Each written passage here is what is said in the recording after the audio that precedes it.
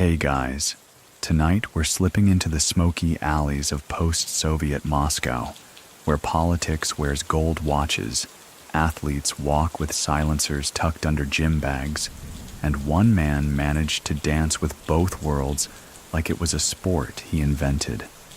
A sleek black Lexus idles outside a health club. The gym windows are fogged with breath and ambition. Just a few steps away, Otari Kvantrishvili, sporting legend, nightclub whisperer, and maybe, just maybe, a mafia don, leans into the car's polished frame. His last conversation is short. The shots ring out clean, crisp, final. In a city of double deals and double agents, the man who once blended muscle and money like a cocktail gets no more encores. This one's going to stretch across dojos, back rooms, and more quiet alliances than the Cold War ever dreamed of. You'll meet judo champions who broke legs for money, news anchors who disappeared after airing the wrong story, and a man whose charm could open bank vaults until it couldn't. So before you get comfortable, take a moment to like the video and subscribe. But only if you genuinely enjoy what I do here. Let me know where you're tuning in from and what time it is for you right now. Now, dim the lights, maybe turn on a fan for that soft background hum, and let's ease into tonight's journey together. It begins with the Lexus, sure, but the story was already unraveling long before that. The gunman doesn't wait for the sirens. He fades into the Arbat crowd like a trick of light. There's no panic, no screech of tires, just the stunned silence of bystanders, many of whom knew Otari. Some trained in his gym, some owed him things they would never admit. Otari dies in his prime, not just as a man, but as a symbol. In the chaotic tapestry of 1990s Moscow, he had managed the impossible. He wore Adidas tracksuits to parliament parties, got prosecutors to laugh at his jokes, and turned former Olympic champions into debt collectors. Depending on who you ask, he was either cleaning up Russia or muddying it further. But to understand what was lost in those few seconds on May 5th, 1994, we need to rewind. Way back to Georgia, the Soviet kind. Otari Kvantrishvili is born in Tbilisi in 1948, a time when Stalin's breath still fogged the glass of every hallway. His family isn't rich, but they're respected. His father works with machines, big ones. His mother is strict, religious in her discipline. Their apartment smells of boiled potatoes and metal.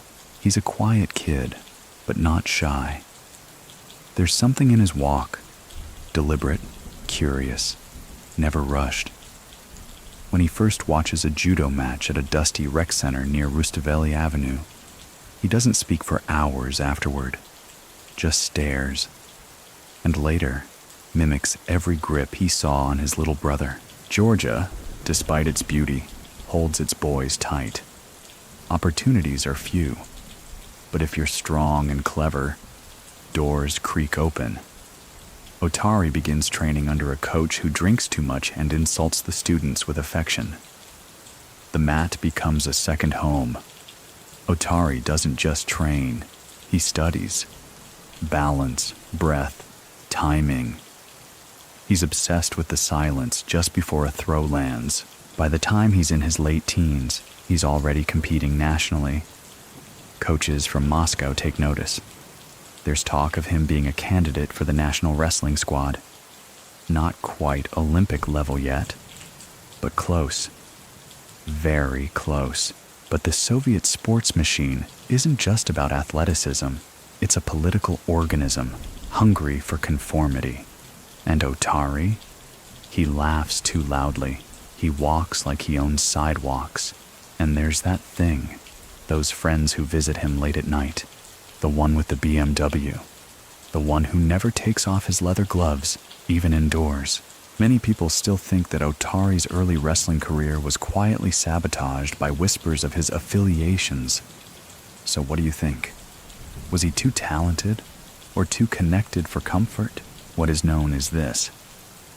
By the early 1970s, Otari is no longer just a promising athlete. He's a name, and names attract attention. Some flattering, some fatal. A scuffle in a nightclub. No knives, no real injuries, just egos bruised. But one of the bruised is the son of a regional official. Otari is sentenced to a prison term for hooliganism, a charge as vague as a cloud. Not uncommon in Soviet justice, but very convenient. He serves time in a Georgian penal colony. Not the worst of the worst, but rough. Men with broken teeth, guards who don't blink. And inside, Otari changes. He learns the currency of silence, how to pay with respect instead of rubles, how to trade protection for influence. He earns allies, not with fear, but with favors and charm. When he gets out, he's not bitter. He's sharper, less naive. The judo mat still calls, but now it shares space with something else. Power. He opens a modest gym.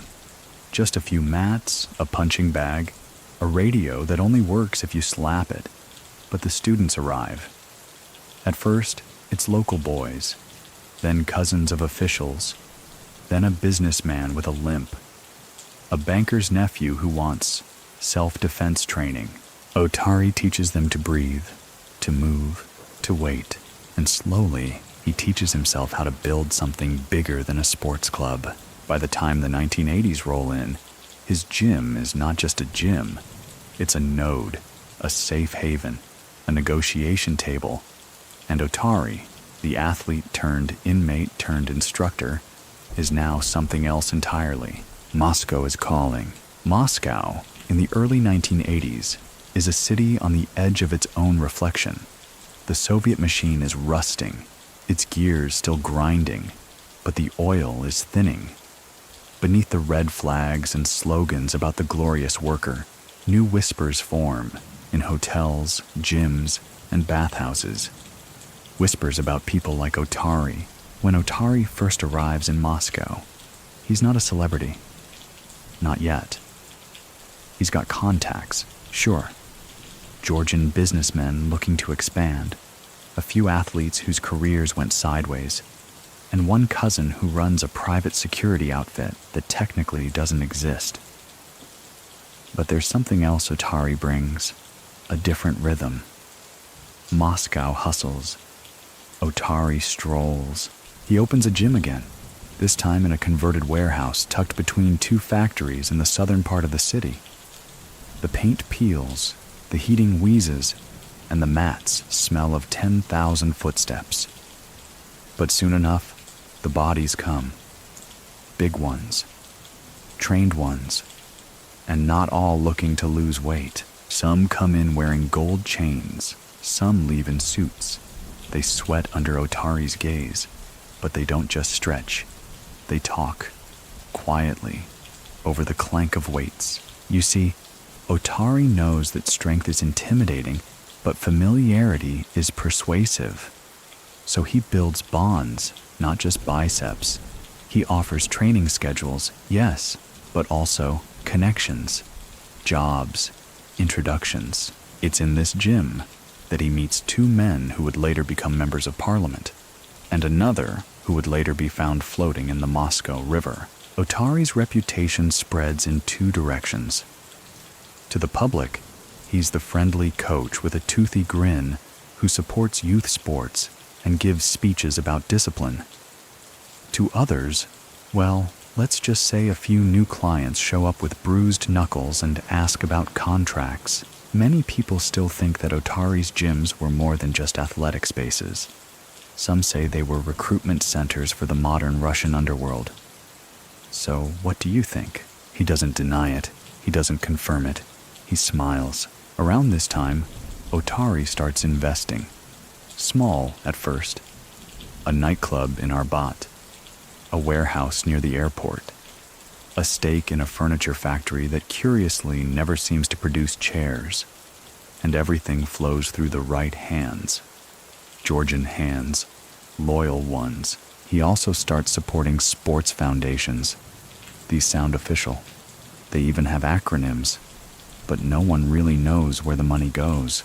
There are wrestling meets, sure, but there's also talk of bribes, payoffs, and security details with machine pistols. And Otari, he becomes the face of it. Clean, charming, and always, always polite. He starts being invited to events, not just judo tournaments, but fundraisers, private dinners, dachas filled with politicians and singers. He's introduced as a philanthropist, and then later as a facilitator. Everyone smiles. No one asks too many questions. His image hardens. He's no longer just the man who trains fighters. He's the man who can make problems disappear. Debt disputes, contract conflicts, a nightclub license hung up in red tape, a phone call to Otari, within a week, resolved. Quietly, smoothly. It's around this time that a nickname begins to circulate. Not loudly, not in the press, but in hallways and back offices. The dawn of sport. A joke at first, but then not. What makes Otari so dangerous, if you ask those who studied him, wasn't that he used violence. It's that he didn't have to. His presence, his web of relationships, his well-timed jokes, they did the heavy lifting. One story goes that a rival businessman once threatened to expose Otari's connection to a smuggling ring. Otari invited him to a wrestling demonstration, sat him in the front row, made no threats, just watched as a 250-pound athlete lifted a man clean off the ground and pinned him in 3 seconds flat. Then offered the rival a handshake, a drink, and a ride home. The rival moved to Paris a week later. Otari's empire keeps expanding. He opens a security agency. It's legitimate, on paper. Hundreds of employees, most of them former athletes, all licensed, all trained. But beneath that structure lies another one, unspoken, undocumented, and far more efficient. And the strange thing is, even the officials like him. Otari doesn't bribe in the traditional sense. He donates. He sponsors. He helps a minister's son get into university. He pays for uniforms for a struggling hockey team. And when a local police station needs new lockers, Otari sends them, delivered by former boxers in matching jackets. He knows the art of being indispensable, but not everyone is thrilled. Traditional organized crime groups in Moscow, particularly the older Russian mafias, start watching Otari's rise with narrowed eyes. He's not one of them. He didn't do time in the north. He didn't bleed in the same wars. And most importantly, he doesn't play by their strict codes. Many people still argue about this. Was Otari truly a criminal don? Or a businessman caught in a dirty world? So what do you think? By the late 1980s, the Soviet Union is staggering. Reform is in the air, but it smells like panic. Factories shut down. Soldiers return home, confused and unpaid. And Otari, he expands again. He buys property near Sochi, invests in a publishing house, funds an up-and-coming pop singer who will one day dedicate an album to a friend who believed in dreams. He also begins hosting meetings, not formal ones, no transcripts. But people show up. Men with scars, women with connections, bankers, athletes, even a few foreign investors who suddenly want to support Eastern sports. These meetings are where the next phase begins. Otari is no longer just a fixer. He's an organizer, a central figure in Moscow's shifting power map. And through it all, he maintains the same routine. Morning workouts, protein shakes, sauna chats, and polite smiles. He walks into the mayor's office in sneakers, leaves with a permit. That's just Otari. By now, even the tabloids are catching on. Photos begin appearing. Him on yachts, him at weddings, him laughing with governors. But there's never a scandal, never a smoking gun, because Otari never smokes. And if he does, someone else holds the lighter. The 1990s arrive not with a bang, but a slow unraveling. The red banners of the Soviet Union fold like tired linen, and Russia stumbles into something new and hungry. Institutions collapse. Currency loses meaning.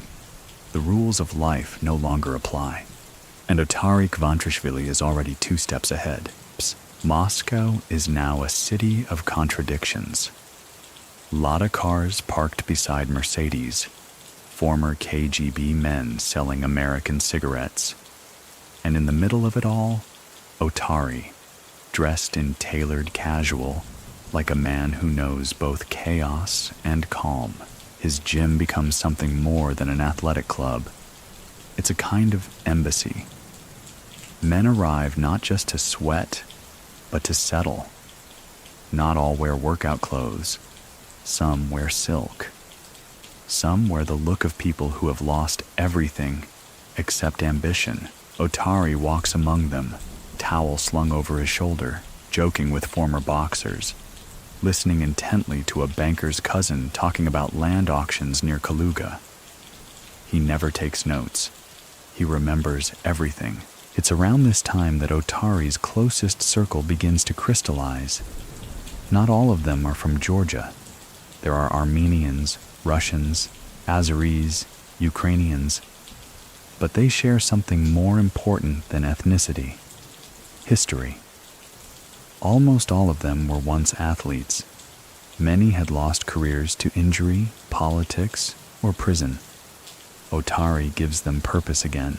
Together, they form what the media would later call the Sportivnaya Brigade, the Athletic Brigade, a loose confederation of toughs and tacticians who moved seamlessly between powerlifting competitions and property takeovers. Otari always insists he's just supporting retired athletes.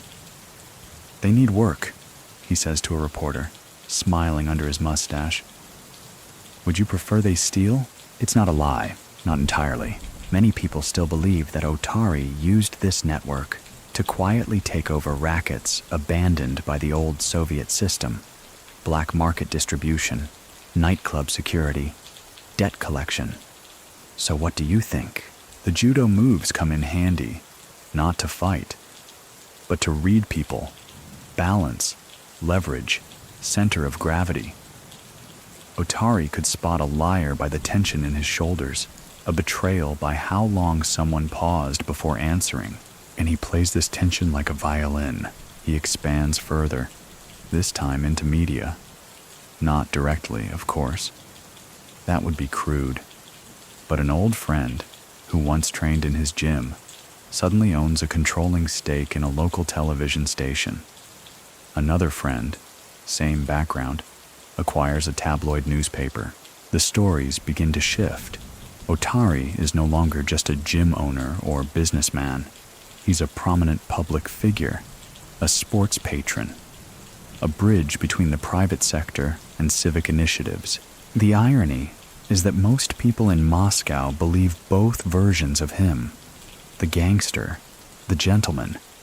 He's the contradiction everyone tolerates, because somehow things seem to work when he's around. He's even seen at charity events, children's hospitals, youth tournaments. He gives speeches about discipline and integrity with a straight face, and people applaud without irony. And yet, there's always a ripple behind the curtain. An unsolved arson attack at a competing security firm. A judge who suddenly drops charges against one of Otari's clients. A boxing promoter who changes his mind mid-contract negotiation and leaves town for good. No direct ties, nothing provable.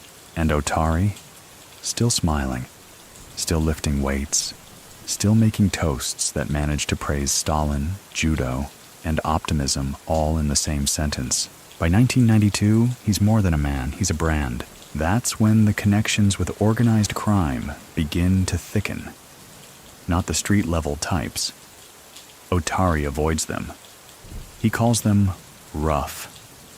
But the bigger players, the syndicates rebuilding from the bones of the Soviet collapse, they start making calls, and Otari listens, not because he needs muscle, he has plenty, but because he knows what they don't, how to be palatable, respectable, even useful. He becomes a bridge, not just between crime and commerce, but between East and West. Western investors trust him more than they trust the local officials. He speaks their language, not English, but calm, hospitality, predictability. They don't know where the money comes from. They just know their permits go through faster. He even flirts with politics. Quietly. A photo appears in a local newspaper of Otari, shaking hands with a regional minister. It's grainy, maybe accidental. But in Moscow, nothing is accidental. Many people still argue whether he truly intended to run for office or just wanted the illusion of proximity. So what do you think? He certainly funds candidates, offers them security at rallies, smiles beside them at parties. And when they win, well, doors open. But not everyone's smiling. Law enforcement begins to divide. Some see Otari as an asset, someone who maintains order, even if unofficially. Others see a threat. They start gathering files, watching his gym, interviewing former students, but no charges stick, because Otari never holds the pen. He's a handshake man, a wink man. He doesn't write memos. He nods across saunas. One inspector later admits, "We had 10 folders on him, not one fingerprint." That's talent. His reach extends even to the Caucasus. In Georgia, he funds community centers. In Chechnya, he sends humanitarian aid. In Dagestan, a boxing federation receives surprise funding. No one asks where it came from. He's not trying to control regions. He's building favors, leverage, a web made of good deeds with long memory. And then there's the rumor, just a whisper, that Otari's group once intervened to stop a gang war in St. Petersburg, not with threats, but with negotiations, over dinner. Many people still think that the entire underworld began mimicking Otari's model. Diplomacy first, enforcement second. So what do you think? But peace isn't profitable for everyone. In back rooms and hallways, other names emerge. Rivals who don't like the idea of one man holding all the strings. Old school gangsters who think Otari is soft. New school oligarchs who think he's in the way. And in that blend of resentment, ambition, and fear, his name becomes a target. But Otari doesn't flinch. He buys another gym, smiles at reporters, hosts a judo tournament for children of police officers, and jokes at the closing ceremony. See, even our kids get along. Behind the joke, a warning. The morning fog over Moscow carries more than just cold. It carries secrets, the kind that settle on rooftops and cling to car mirrors. And walking beneath it, calm as ever, is Otari Kvantrishvili, the man who built an empire with wrestling mats and winks. By 1993, he's everywhere and nowhere. His name appears in boardrooms, on guest lists, in whispers, always just out of reach. You could spend days in Moscow without ever seeing him, and yet feel like he was watching the whole time. A glance at a permit, a nod at a border checkpoint. His fingerprints nowhere, yet his approval everywhere. Otari understands something crucial. In a world where no one knows what's legal anymore, clarity is currency. He offers that clarity to businessmen, to journalists, to criminals. For a price, of course. His gym becomes an unofficial ministry. Need advice on a land dispute? Otari knows someone. Want to secure a shipment through customs without delays? He has a guy. Curious about buying into a hotel that used to be owned by a state collective? Otari can arrange a meeting, discreetly, over lunch, and every time someone walks into his world, they leave owing him something. A favor, a secret, a quiet allegiance. But now, his role starts to evolve. He's no longer just a fixer. He's a broker of balance, a man who keeps the peace not because he's soft, but because he knows how fragile power is when it moves too quickly. This is the era of the brigades, dozens of semi-legit groups with confusing names and private armies. Some were born from patriotism, others from desperation. Many wore suits by day and carried pistols by night.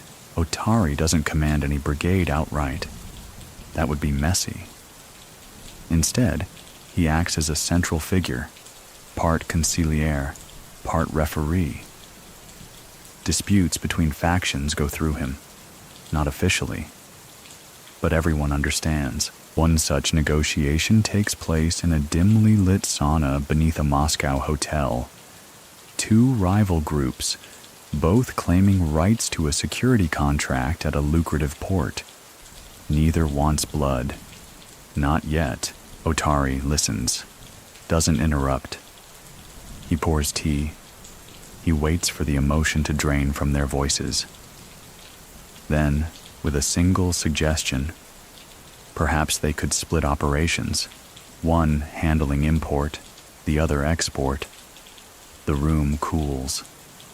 Heads nod, conflict averted, for now. Many people still think that Otari prevented half a dozen major turf wars during these years. So what do you think?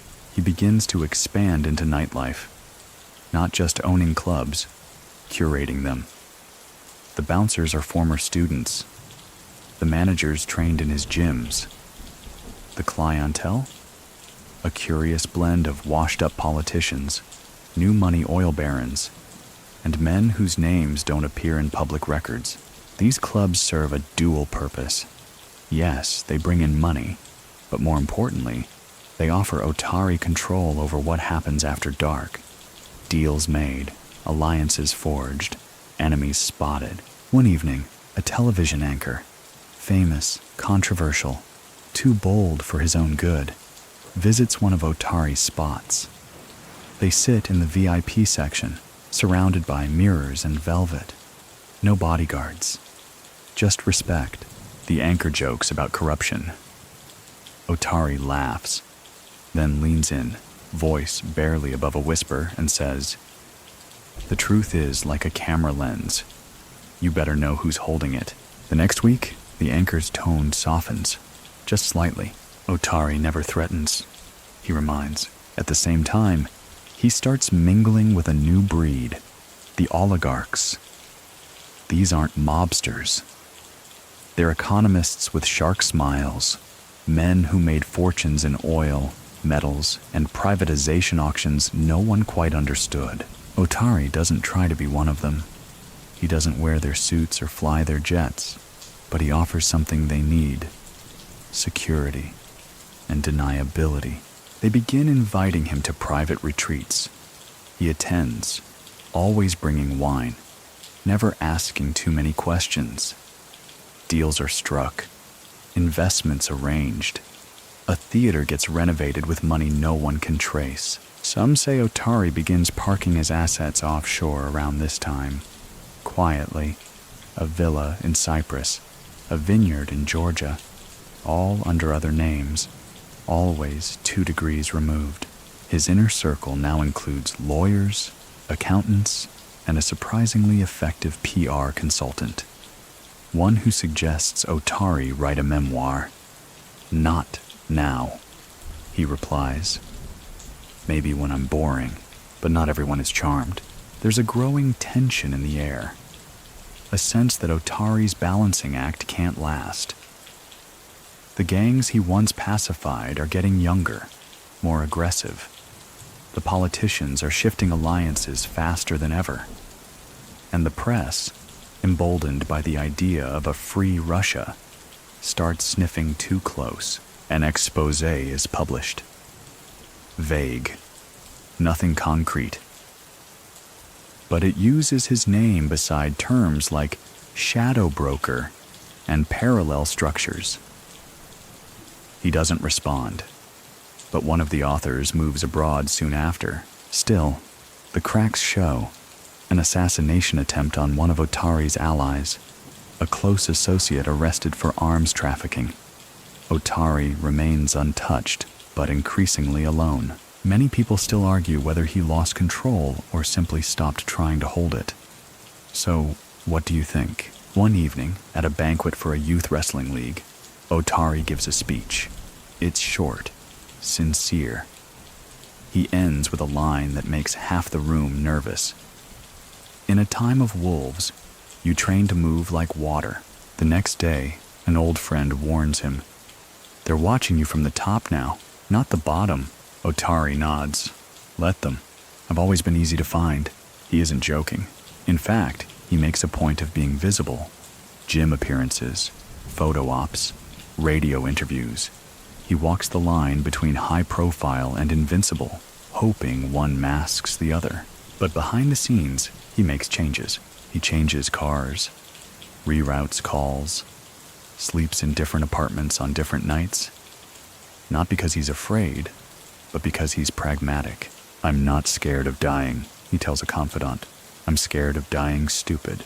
And for now, he's not stupid, but he is being studied by men in suits who don't smile, by rivals who smile too much, by former allies who have found new backers.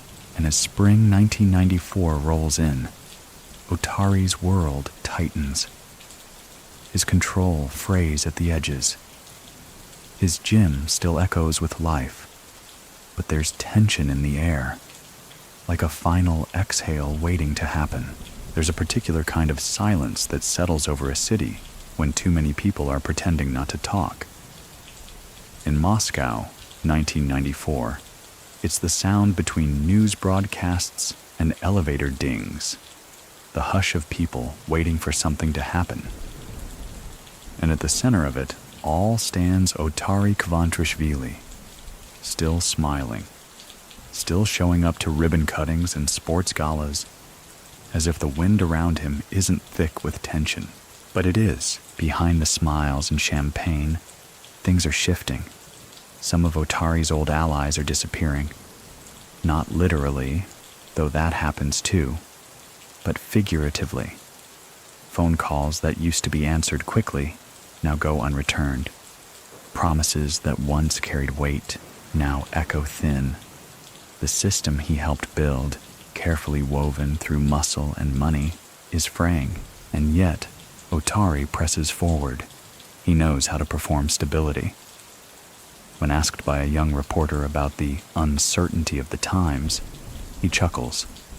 It's only uncertain for people who didn't plan ahead, which is rich, considering the quiet chaos erupting behind his scenes. His name has now been linked, unofficially, of course, to everything from media racketeering to high-stakes arms deals. Not that anything has stuck, but a pattern emerges. Stories hint at unnamed Georgian businessmen influencing political appointments. Contracts awarded to firms affiliated with prominent sports patrons. It's all smoke, but too much smoke, and people start to suspect fire. Many people still think that Otari courted this attention, flirted with notoriety as a way of keeping others in check. So what do you think? He keeps moving. His newest venture? A cultural foundation, ostensibly to preserve Georgian heritage in Russia. It sponsors dance troupes, art exhibitions, and curiously, a conference on post-Soviet economic reintegration. On the surface, it's harmless, even admirable. But dig slightly, and you find strange overlaps. Real estate developers listed as board members, bank accounts pinging through Cyprus and Liechtenstein. Still, the project earns him invitations to elite circles. He's photographed shaking hands with ministers, appearing in the society pages, quoted in glossy magazines about bridging traditions. He even gives a radio interview where he says, with a wink in his voice. We must all learn to mix the old with the new. Otherwise, we'll break trying to stand on one foot. People laugh. The host laughs. And somewhere in the control room, someone probably takes notes, because the other foot Otari stands on is starting to wobble. There's a new generation of criminals rising in Moscow. Less disciplined, more brutal. They don't care about charm. They don't care about image. They care about cash and chaos. And Otari, he represents structure, order, a gentleman's handshake in a barbed wire world. To some, that's admirable. To others, it's obsolete. A quiet incident illustrates this. A young enforcer, unknown to Otari but operating in one of his districts, disrupts a deal between two known groups. No clearance, no courtesy. When Otari hears about it, he arranges a meeting. Not to punish, but to explain, to educate. He believes in diplomacy. The kid doesn't show. 3 weeks later, that kid is found in a stairwell, shot execution style. Otari denies involvement. And perhaps he truly wasn't connected. But no one makes that mistake again. Still, something changes in the air. Fear around Otari becomes sharper, more reactive. No longer the respectful kind. It's nervous now. Prickly. People start watching their words more carefully around him. And worse, some stop visiting altogether. Even his gym begins to thin out. The crowds are still there, but different, less familiar. More eyes watching from corners. More conversations ending mid-sentence when he walks by. He notices. Of course he notices. He brings it up once during a dinner at a country estate outside the city. A fire crackles. Glasses clink. I used to recognize everyone in my gym, he says softly. Now I recognize who's missing. No one responds. A log pops in the fire. Still, Otari holds court. He attends a business forum that spring, posing for photos beside rising media stars. He gives a talk about resilience in transitional economies, filled with metaphors about bridges and judo throws. It's more theater than economics, but people clap. They always clap. That's the thing. Otari's charisma hasn't faded. If anything, it's deepened. His voice has the gravel of authority. His laugh still turns heads. But something behind his eyes is different now. Less curious, more calculating. He's begun rehearsing the endgame. Security is tightened. Drivers rotated. Apartments shuffled. He no longer walks into a room first, and his inner circle narrows. The old names stay, but they speak less. They don't bring their families around anymore. There's a rumor that Otari has started recording conversations, something he once swore he'd never do. No proof, of course. But when one associate leaves a meeting, he tells a friend, "I watched his desk for 5 minutes after he left the room. I swear it blinked. Paranoia maybe, or realism." Many people still argue whether Otari knew his time was running out, whether he felt it, in the pauses between conversations. So, what do you think? He does begin saying stranger things, aphorisms that sound like goodbyes disguised as wisdom. At one lunch, after hearing news that an associate had turned state's witness, Otari simply says, "The ocean doesn't blame the river for wanting out." No one asks what it means. Around this time, his face changes in the press. Less flattering lighting. Headlines tinged with caution. Not accusations, just shadows. A magazine profiles him as a controversial architect of Moscow's gray economy. A talk show host refers to him as a symbol of a bygone order. A bygone order. He hears that phrase, and something in him pauses. That evening, alone in his apartment, he turns off the radio halfway through a song he used to love. Silence wraps around him. But then morning comes, and with it, routine. He shows up at the gym, greets the doorman, tosses his jacket over the same hook he's used for years, orders lunch from the same restaurant, signs a few documents with his usual pen, calls 2 people, one of whom doesn't answer, and when someone asks if he's worried about the heat rising around him, he smiles and says, "Pressure is just a reminder that you're still alive." The doors to Otari Kvantrishvili's gym are heavy. Not metaphorically, though perhaps that too, but physically. Reinforced wood, polished steel trim. They swing with weight. Intentional, like everything he touched. By early April 1994, those doors have become a kind of checkpoint. The people passing through them are thinner in number but thicker in tension. Fewer journalists, fewer kids, more quiet men in dark coats, more drivers who don't leave their vehicles running out front, and Otari. He still walks through them every morning like he owns gravity. But if the gym is his sanctuary, it's also a trap. Everyone knows where to find him. That's the strength and the risk of consistency. Inside, the air is warm, humid with ambition. There's always the low thud of gloves against bags, grunts of effort, the smell of chalk and liniment. It should feel familiar, reassuring. But now it feels like a question hanging in the air. Is this still his domain? Or has it been claimed in some quiet way, by eyes he doesn't see? Otari acts the same, greets everyone, offers corrections to a young judoka's stance, smiles at the front desk girl who smiles back, but only with half her face. The shifts are subtle, people answering his questions too quickly, others avoiding small talk. It's as if Moscow itself has begun to lean away from him, and the city too is changing. Gone are the hopeful faces of reform. In their place, more tinted windows, more anonymous investors, more factions with acronyms no one understands. Former friends of Otari have taken jobs in government agencies, media groups, or privatization committees. Some still call him. Most don't. Many people still believe that Otari lost control, not because he made enemies, but because he outlived his usefulness. So, what do you think? It's also the season of deaths, not of gangland shootings. Those are too flashy, but quiet ones. Car crashes that make no sense. Heart attacks in men who were just 42. A plane delay that saved a regional banker's life. A stomach virus that conveniently struck down a witness the day before trial. Otari keeps a list, not on paper, in his head.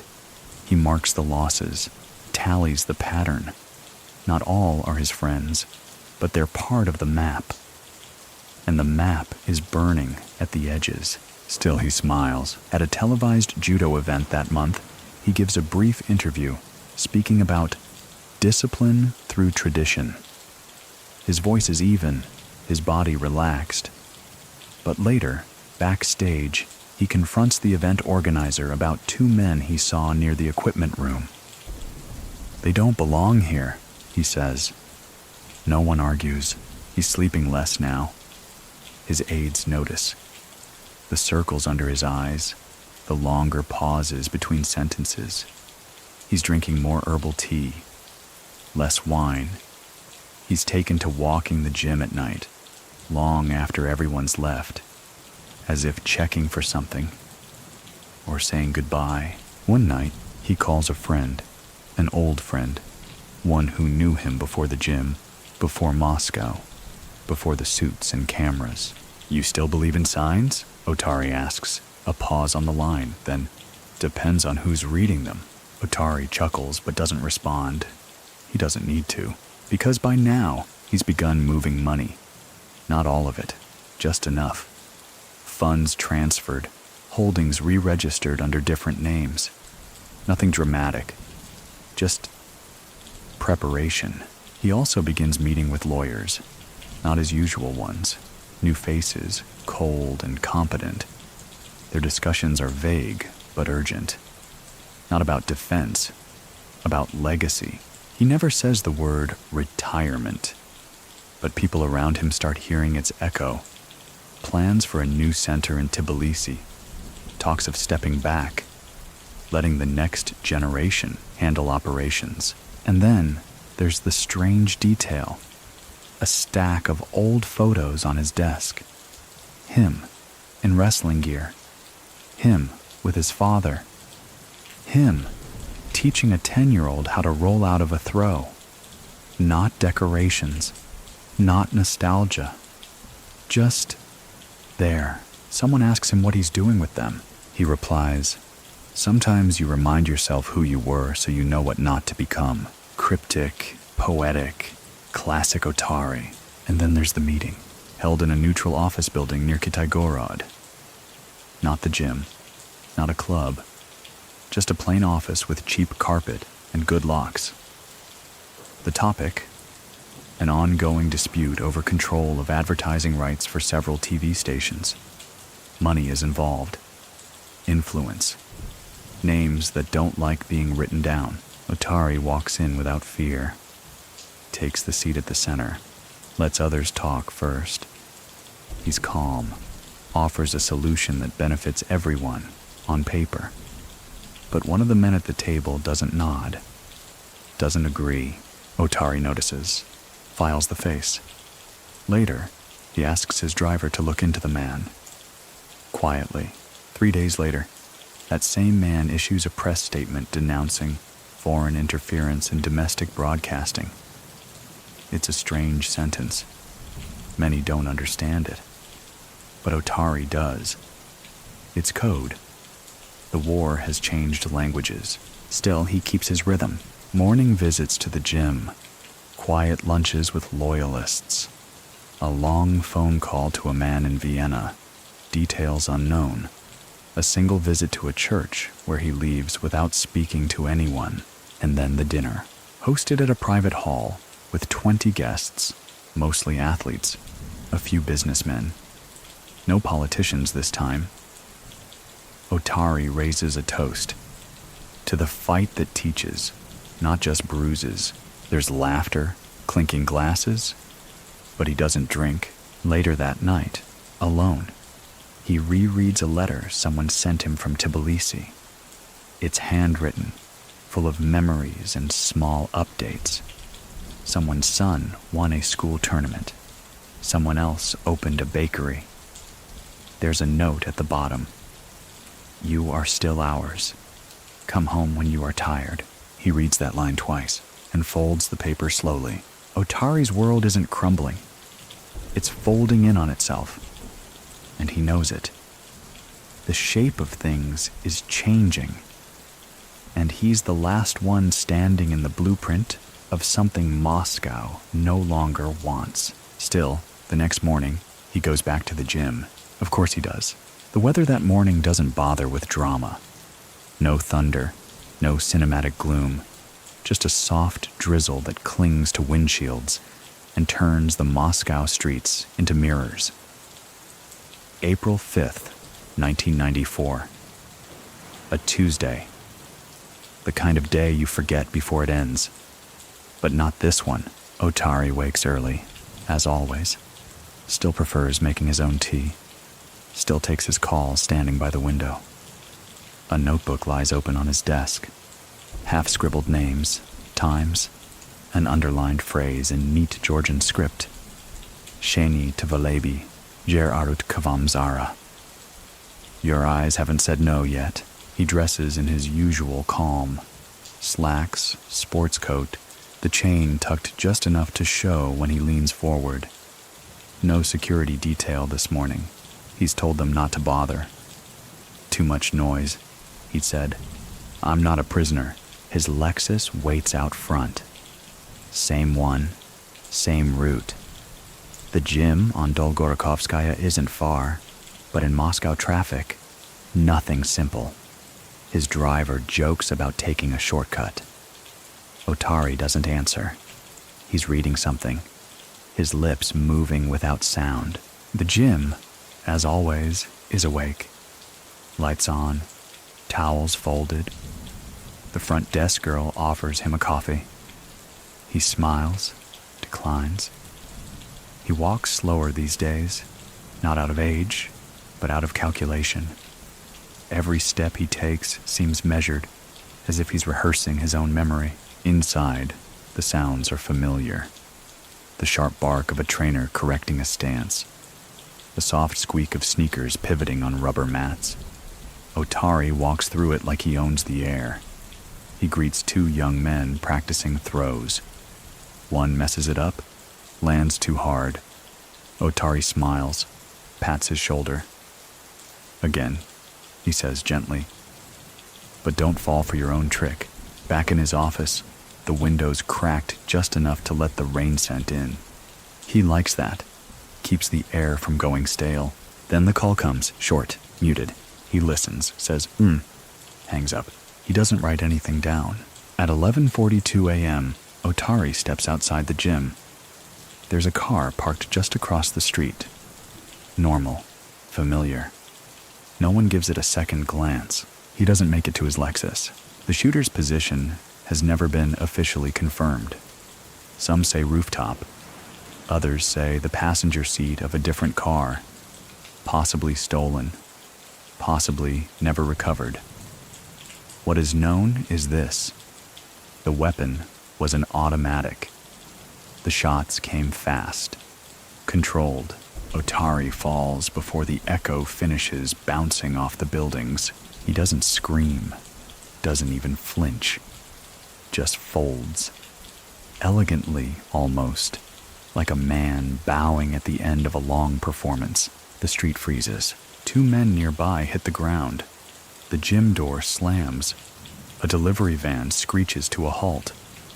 Somewhere, a pigeon flaps upward in confusion, and then silence. Otari lies still, face turned slightly toward the sky, as if he's listening for something. Many people still argue about who pulled the trigger. Some say it was a Chechen group. Others insist it was a financial cartel out of St. Petersburg. A few blame rival Georgian factions, jealous of Otari's Moscow reach, and others, quieter, more careful, suggest it wasn't criminals at all, but someone from the political architecture he'd leaned on for too long. So what do you think? The investigation is swift on paper, glacial in practice. Statements are taken. Surveillance footage mysteriously goes missing. Witnesses forget details. One even leaves town mid-deposition. The media coverage is loud, but sanitized. They call it the death of a controversial figure, a tragic end, a reflection of turbulent times. No one uses the word assassination, not officially, and yet in the streets, that's what they whisper. Assassinated, executed, silenced. Within hours, flowers begin appearing at the gym's entrance. Wrestlers, old friends, local business owners, the ones who once owed him. Some come to mourn, some to check if the rumors are true, some to make sure the past is finally past. That evening, a few of his closest confidants gather in his apartment. They sit quietly, no toasts, no speeches, just the soft tick of a wall clock and the occasional clink of ice in a glass. One of them, a lawyer who helped Otari draft contracts he never signed, finally says, "He used to tell me the city would remember his walk, not his name." The others nod. The funeral is elaborate but not ostentatious. Black Mercedes stretch along the cemetery road. Guards in crisp suits line the paths. Some attendees wear sunglasses despite the overcast sky. Among them, politicians, entertainers, businessmen, former athletes, even a few priests. The eulogy is vague. A man of strength, a man of culture, a patriot of two nations. No mention of networks, or debts, or late-night negotiations over broadcast rights and pipeline routes. The gym closes for 3 days, then reopens, slowly, cautiously. The front desk girl doesn't return. Within weeks, rumors swirl about who inherits what. Some say Otari left no will. Others say it was delivered by hand to an office in Tbilisi, sealed with red wax. None of this is confirmed. His name begins to vanish from the tabloids, replaced by newer scandals, louder deaths. But in certain circles, usually the ones without microphones, his legend deepens. 1 year later, a young judo fighter wins a national tournament and dedicates the match to Uncle Otari. No one asks which Otari he means, because they all know. Weeks after Otari's death, Moscow walks like it's trying not to wake something. The city doesn't mourn loudly. It never has. But if you know where to look, you'll find the gaps he left behind. In the gym, a picture of Otari is framed and mounted above the front desk. Not grand, just a simple black and white shot, him adjusting a student's grip, mid-laugh. Someone lights a candle beneath it every morning. No one ever says who. Clients keep coming, but the tone has shifted. New management takes over, quietly appointed, silently respected. They keep the lights on, keep the equipment clean, but it's clear. The soul is missing. The laughter that used to echo across the mats has dulled into mechanical drills and polite nods. The gym still functions, but it doesn't breathe.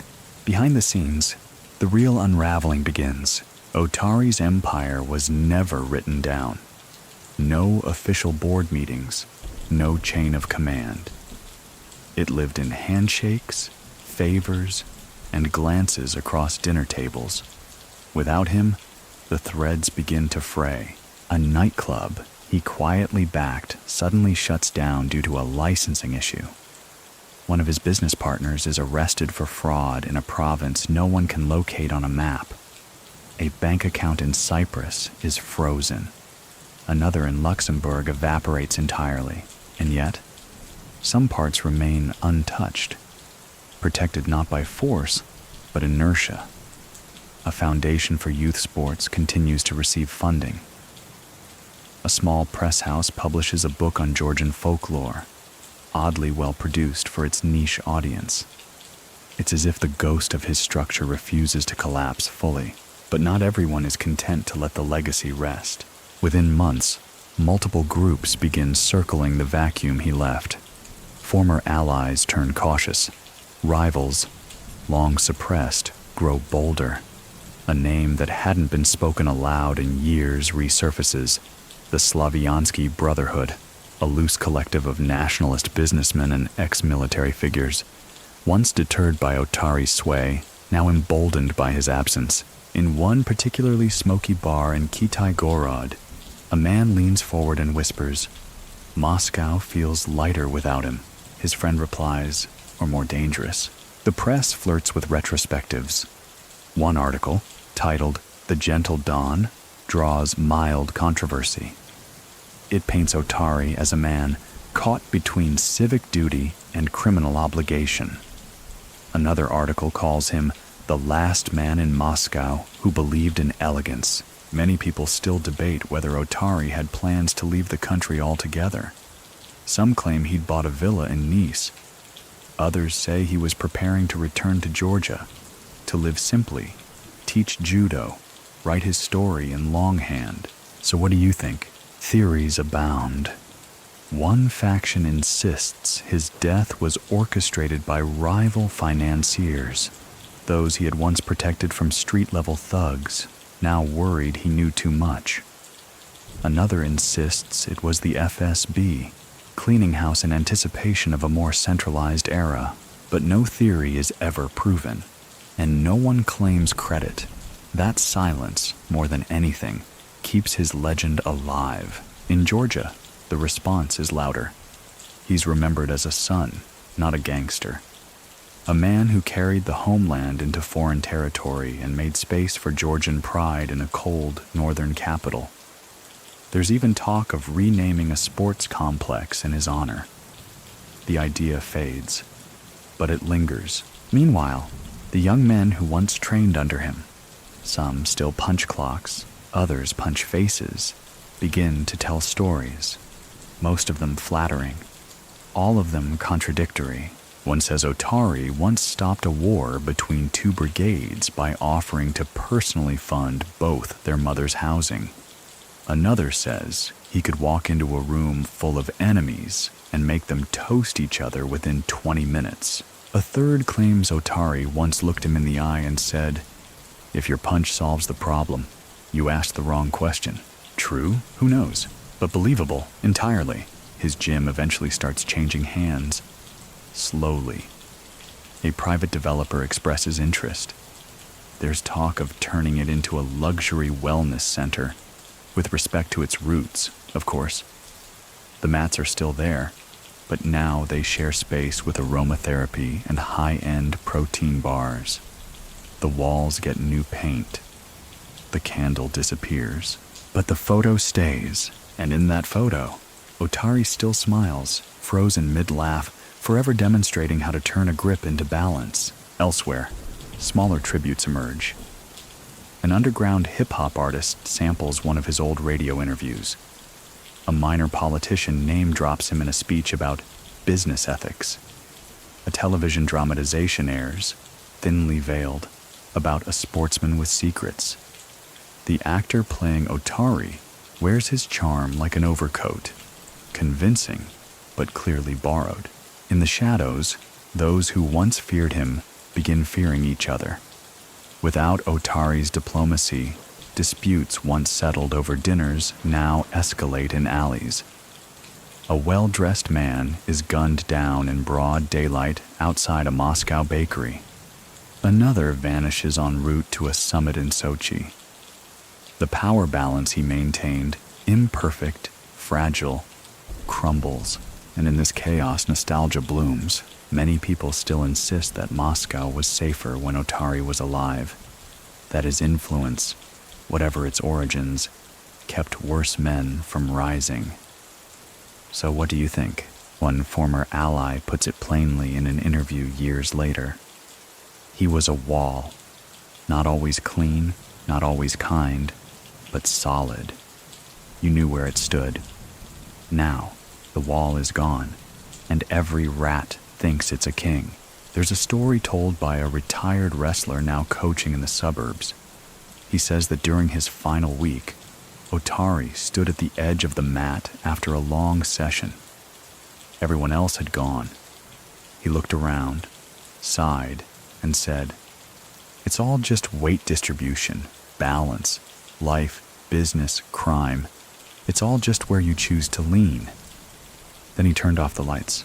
In the months following Otari's assassination, the streets of Moscow don't get quieter. They just get smarter at hiding the noise. Where once power moved through handshakes and shared sauna benches, it now moves through emails no one traces and briefcases that vanish between airports.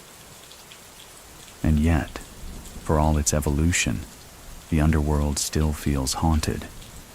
Haunted by a man who built his empire with eye contact and perfect posture. Otari's gym still stands. The name has changed, rebranded as a performance institute. But some of the old regulars still train there, quietly, late in the evenings when no one's filming promo videos or adjusting lighting for influencer workouts. One of them, a graying boxer with cauliflower ears and a voice like sandpaper, points to the high windows and says, "He used to stand there, watch us train, never said a word. You'd just know he was watching." The new management doesn't like that story. They prefer to focus on forward-facing brand identity. But that boxer, he still wraps his hands the same way Otari taught him. Tape, stretch, loop, press, old habits, old ghosts. Meanwhile, in Moscow's financial districts, Otari's absence is more tangible than anyone dares admit. Some of the firms he shielded now scramble for protection. Private security costs triple. Contracts are rewritten with 5 more paragraphs of vague clauses and 4 fewer guarantees. A well-known businessman, once rumored to be on Otari's circle, is suddenly the target of a state audit. No one comes to help. Because there is no Otari to call, in courtrooms prosecutors whisper about the new equilibrium, a polite way of saying no one's in charge anymore. Many people still argue that Otari wasn't eliminated because he was a criminal, but because he was too good at keeping criminals from doing worse. So what do you think? One investigator, speaking off the record, described Otari as the velvet rope around the chaos. His death, they said, was like removing the bouncer at the gates of hell. In his native Georgia, things take a softer tone. A commemorative wrestling tournament is held in his honor. No speeches about politics, no mention of Moscow. Just boys in singlets, grappling on mats in a dusty gym, cheered on by mothers and old coaches. The banner reads, "Strength, honor, discipline." The 3 words Otari was known to repeat before every youth competition. Back in Russia, though, things splinter. The Sportivnaya Brigade, once his unofficial circle of influence, loses cohesion. Without his arbitration, petty turf wars break out between its former affiliates. A warehouse burns in Krasnaya Presnya. A fight breaks out in a casino over who gets to protect the parking contracts. Men once bound by mutual loyalty now distrust each other.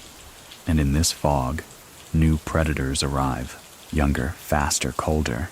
These aren't athletes or diplomats. They're tech-savvy, merciless, and uninterested in Otari's notions of diplomacy or legacy. To them, respect is outdated. Reputation is negotiable. They wear sneakers and carry encrypted phones. Some even go to business school. They look at the photograph of Otari that still hangs in a few boardrooms and say, "That's how it used to be." But for those who remember, it wasn't just the man. It was the order he enforced. Not peace exactly. Just a pause between wars. There's one man, anonymous in public, known in private, who once operated as Otari's financial broker. He lives in exile now, somewhere in Austria, sipping bitter espresso and watching the Alps with tired eyes. He gives an interview to a small European journal, only under the pseudonym G. When asked what Otari truly wanted, he doesn't hesitate. He wanted Russia to grow up before it collapsed. He thought he could help manage the puberty. And what happened? G smiles. The kid bit him. Many people still debate whether Otari truly believed he was helping Russia, or if it was just a convenient mask for ambition. So what do you think? Stories from his last year continue to surface. A dinner with a Chechen leader where no translators were needed. A meeting with a rising media baron who asked Otari how to avoid being corrupted, only to be told, "It's not about avoiding it, it's about choosing your poison." That baron would later sell his stake in 3 major outlets and move to London. Otari's name also lingers in unexpected places. A graffiti tag appears on a bridge near Sokolniki. Otari lives. It's painted over in less than a day, but a photo circulates online. Thousands of likes, hundreds of comments, most of them nostalgic, some angry, a few confused. A podcast episode emerges, hosted by a young Moscow intellectual, exploring post-Otari Russia. The host refers to him as the last criminal with manners. It trends for 2 days before quietly being pulled. There's an irony to it all. Otari spent much of his life staying just outside the official spotlight, never ran for office, never took a formal title, never declared himself anything more than a businessman. And yet, in death, he's become a myth, a reference point, a cautionary tale, a memory. And maybe that was the plan. There's an old Georgian proverb, "The man who plants a tree knows he may never see the shade." Otari planted many trees. Some now bear bitter fruit. Others, still growing, still whispered about by men in crisp shirts who never met him but walk like they wish they had. And in one small corner of his former gym, tucked behind a dusty trophy case, is a faded note scrawled in thick black ink. No name, just 3 words written in Russian. Balance is everything. Spring in Moscow always arrives like a dare. Sunlight flickers through bare branches, trains run a little faster, and people talk like they believe in beginnings again. But in 1995, that optimism feels rehearsed. The year since Otari's death has changed something fundamental. The city hasn't forgotten him. It's just not sure what to do with the memory. On paper, everything moves forward. The economy stutters into privatization. Foreign investors shake hands and sip mineral water in glass towers. Crime becomes sleeker. Suits become darker. But beneath that polish, there's a tremor. One that used to be absorbed by a man who no longer walks its streets. And no one absorbs it now. The gym is still open, now fully rebranded into a modern training center, complete with branding consultants and imported protein powders. There's a young manager who gives interviews to health magazines, talks about legacy and urban male vitality, but he doesn't know what that mat used to mean. He walks past the photo of Otari every morning, never looking twice. It doesn't matter. Otari isn't there anymore, but stories of him are. One such story floats through the circles of city prosecutors. They talk about a file, a thick one, that had been compiled over years. Surveillance logs, financial records, transcripts of intercepted calls. It was meant to be the beginning of a case. It vanished 2 days after his death. Another story tells of a judge, retired now, who claims he was once handed an envelope by Otari. It contained no money, just a note. You'll never need to use this, but if you do, it will be enough. He never used it, still keeps the envelope in a drawer. And then there's the broadcaster, Vlad Listiev, brilliant, bold, beloved, was gunned down on March 1st, 1995, less than a year after Otari. A television personality turned reformer, he'd made enemies and friends, and strange overlaps between the two. Some point to Otari's shadow. Connections to television executives, influence in advertising, old rivalries. But most agree. If Otari had still been alive, the situation might have been handled differently. Quietly, with a phone call, a dinner, a recalibration of tensions. Instead, Listiev died, just like Otari. A city watched, and again, no one was punished. Many people still think that Otari's death removed the last man who could moderate violence with conversation. So what do you think? The parallels aren't lost on anyone, and the whispers return. This time, they're not about who killed Otari, but about what he might have prevented had he lived. A businessman involved in Moscow's expanding telecom industry tells a journalist over drinks, "You know what I miss? Structure. Say what you want about Otari, but he had rules. Now it's just wind. That wind is everywhere now. Contracts fall through at the last second. Deals made at dinner unravel by lunch. Bribes double in size and halve in effectiveness. And the younger generation? They only remember Otari from tabloids, or the movie loosely based on him that aired on Channel 6 and got pulled halfway through due to scheduling conflicts. It's not until mid-1995 that the real unraveling begins. The sport of Naya Brigade fractures completely. Half of them shift allegiance to new rising figures, mostly oligarchs, media magnates, or fast-talking politicians with private armies. The other half vanish, some to Europe, some to the Far East. A few, well, no one talks about those. And from that fracture comes new violence, smaller, meaner, less predictable. Gone are the polite negotiations over contracts. Now it's briefcases dropped off in lobbies, messages carved into door frames. Moscow becomes twitchy. Bank managers get bodyguards. Journalists learn to check under their cars. Otari would have hated it.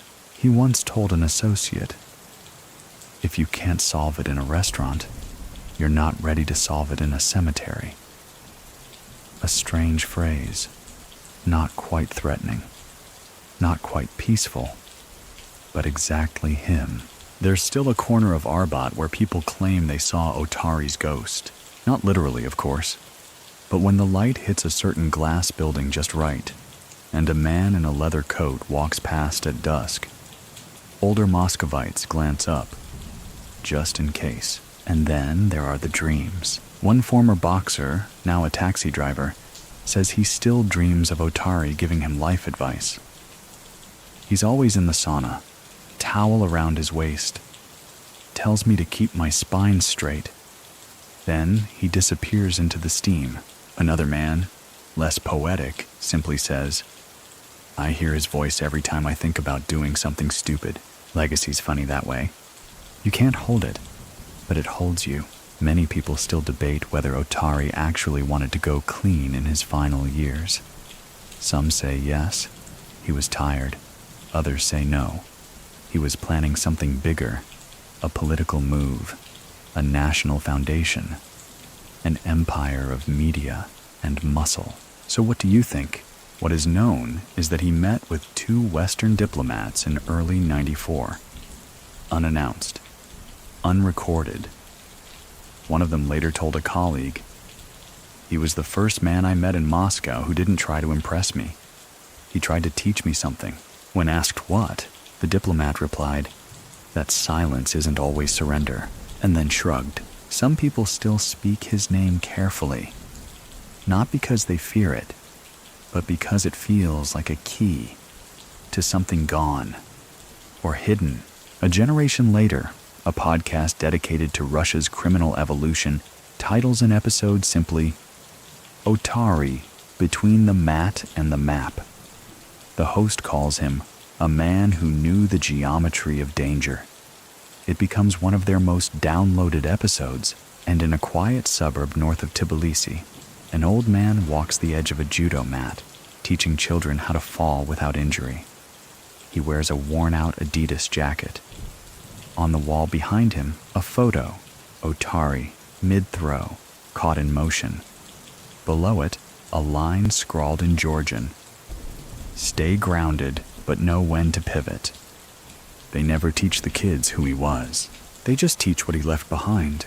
The summer after Otari's death brings heat that sticks to everything: glass, steel, and memory. Moscow breathes heavier, its pulse faster, its rules blurrier. The city has always danced with its own darkness, but now the steps feel frantic. And the music? Off-beat, out of tune. Too loud in places where it used to whisper. Otari's name, once said with reverence or suspicion, begins to fade from public lips. It's not erased, it's folded. Folded into jokes, into warnings, into half-told stories over late-night vodka. People still remember, but they package him carefully. Tidy anecdotes, a myth they can carry in a coat pocket. But power doesn't forget. In the boardrooms and back rooms where real influence lives, Otari is still part of the conversation. Not because they miss him, but because they don't know what to do with the world he left behind. His absence creates tension in spaces that were once predictable. A weekly meeting of mid-level operators, transport, logistics, permits, now ends in arguments that Otari once would have settled with a shrug and a knowing glance. A port contract in Murmansk is frozen for weeks because no one agrees on who gets the lion's share. People shout. Nothing moves. Eventually, someone pulls a gun. That didn't happen when Otari was alive. Many people still believe that he was less a leader and more a leveler. Not the one who rose highest, but the one who kept the table steady. So what do you think? Some of his former associates attempt to fill the void. The first tries to replicate Otari's model, mixing media investments, gym networks, and legal consulting under one umbrella. It lasts 6 months. A bribery scandal and 2 very public lawsuits later, the whole operation folds. Too sloppy. Too loud. The second goes the other way. Brute force. He recruits from prison gyms, pours money into muscle. For a moment it looks like the old days. Black sedans, nightclub protection, envelopes exchanged under neon. But it crumbles. There's no balance. No Otari to tell him when to pull back. The third simply vanishes. Some say he left for Thailand. Others say he was in that SUV that exploded outside of Rostov. Meanwhile, Moscow continues evolving. The 1990s are in their middle act now. Billionaires are forming. Elections are being bought in plain sight. Reality itself bends beneath television networks that look like they were funded by ghosts. And in the midst of all this, something strange happens. Otari becomes a reference point. In speeches, in satire, in nostalgia, a newly elected councilman complains about street crime and says, "Back when Otari was alive, you at least knew who to fear." A satirical cartoon depicts Otari the judo king teaching corrupt bureaucrats how to fall gracefully, literally off cliffs. It's tasteless, but it trends.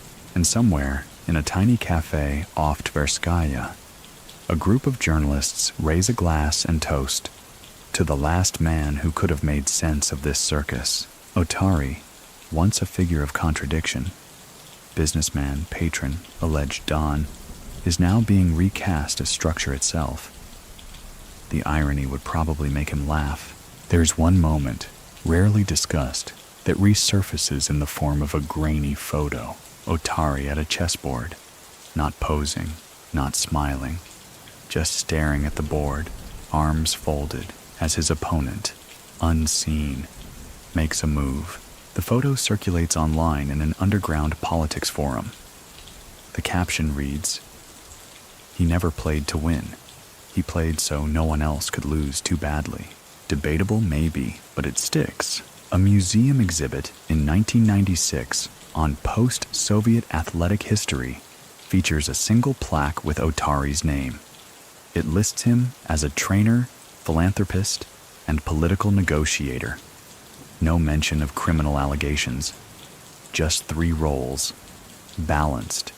Almost sanitized. Many people still argue whether this cleansing of Otari's image was earned or engineered. So what do you think? His family remains quiet. Publicly, at least. Rumors swirl about a nephew managing properties in Batumi, a niece in Vienna studying law. There's talk of a foundation, somewhere in the works, that will bear his name. But it never quite materializes. Instead, what persists are the whispers that his death was not a closing act, but an opening gambit in a larger power shift. That the real reason for his assassination wasn't what he was, but what he might have become. That somewhere, someone still keeps a room exactly as he left it. Gym bag, shoes, a note on the desk about Tuesday's meeting. It's never confirmed. Still, that gym room story appears in 3 different memoirs. All claim to be first-hand accounts. All have conflicting details. The only common thread? The lights were left on. And then there's the strange event in late 1996. A statue is unveiled in a private judo club in Tbilisi. Modest, bronze, Otari mid-throw. The ceremony is unpublicized, attended by less than 50 people. But photos leak, and online, for a brief moment, a debate flares. Should Russia honor him? Should Georgia? Should anyone? The thread runs 8,000 comments before moderators shut it down, because no one really agrees on what he was. Even in the police force, younger recruits hear stories about him during off-duty drinks. He was a gangster, someone always says. No, another replies. He was the only one who kept the rest in check, and then someone changes the subject. Always, because some names still pull the air tight in a room. Otari's is one of them. There's a final story told by an old friend, a wrestler turned real estate agent. He says that just before Otari died, he asked him why he still showed up at the gym every morning. Otari reportedly said, "Because if I stop showing up, the people I don't want to win will know I'm tired." And he wasn't tired, not yet. By the time 1997 arrives, the skyline of Moscow gleams with unfamiliar ambition. Cranes hang like question marks over half-built towers. Billboards in English advertise luxury goods no one in the metro can afford. A new class of millionaires walks the streets, bodyguards in tow, as though the rules never existed at all. And in this city of reinvention, the name Otari Kvantrishvili floats like cigarette smoke, visible only if you stand in the right light. He's not forgotten, he's just unclaimed. No one builds a statue. No official biography gets published.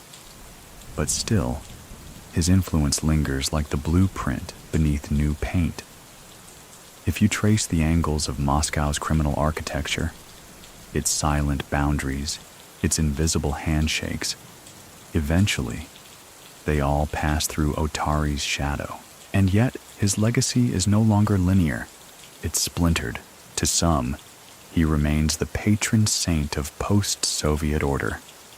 A man who understood the underworld's need for decorum, who insisted on rules even while breaking them.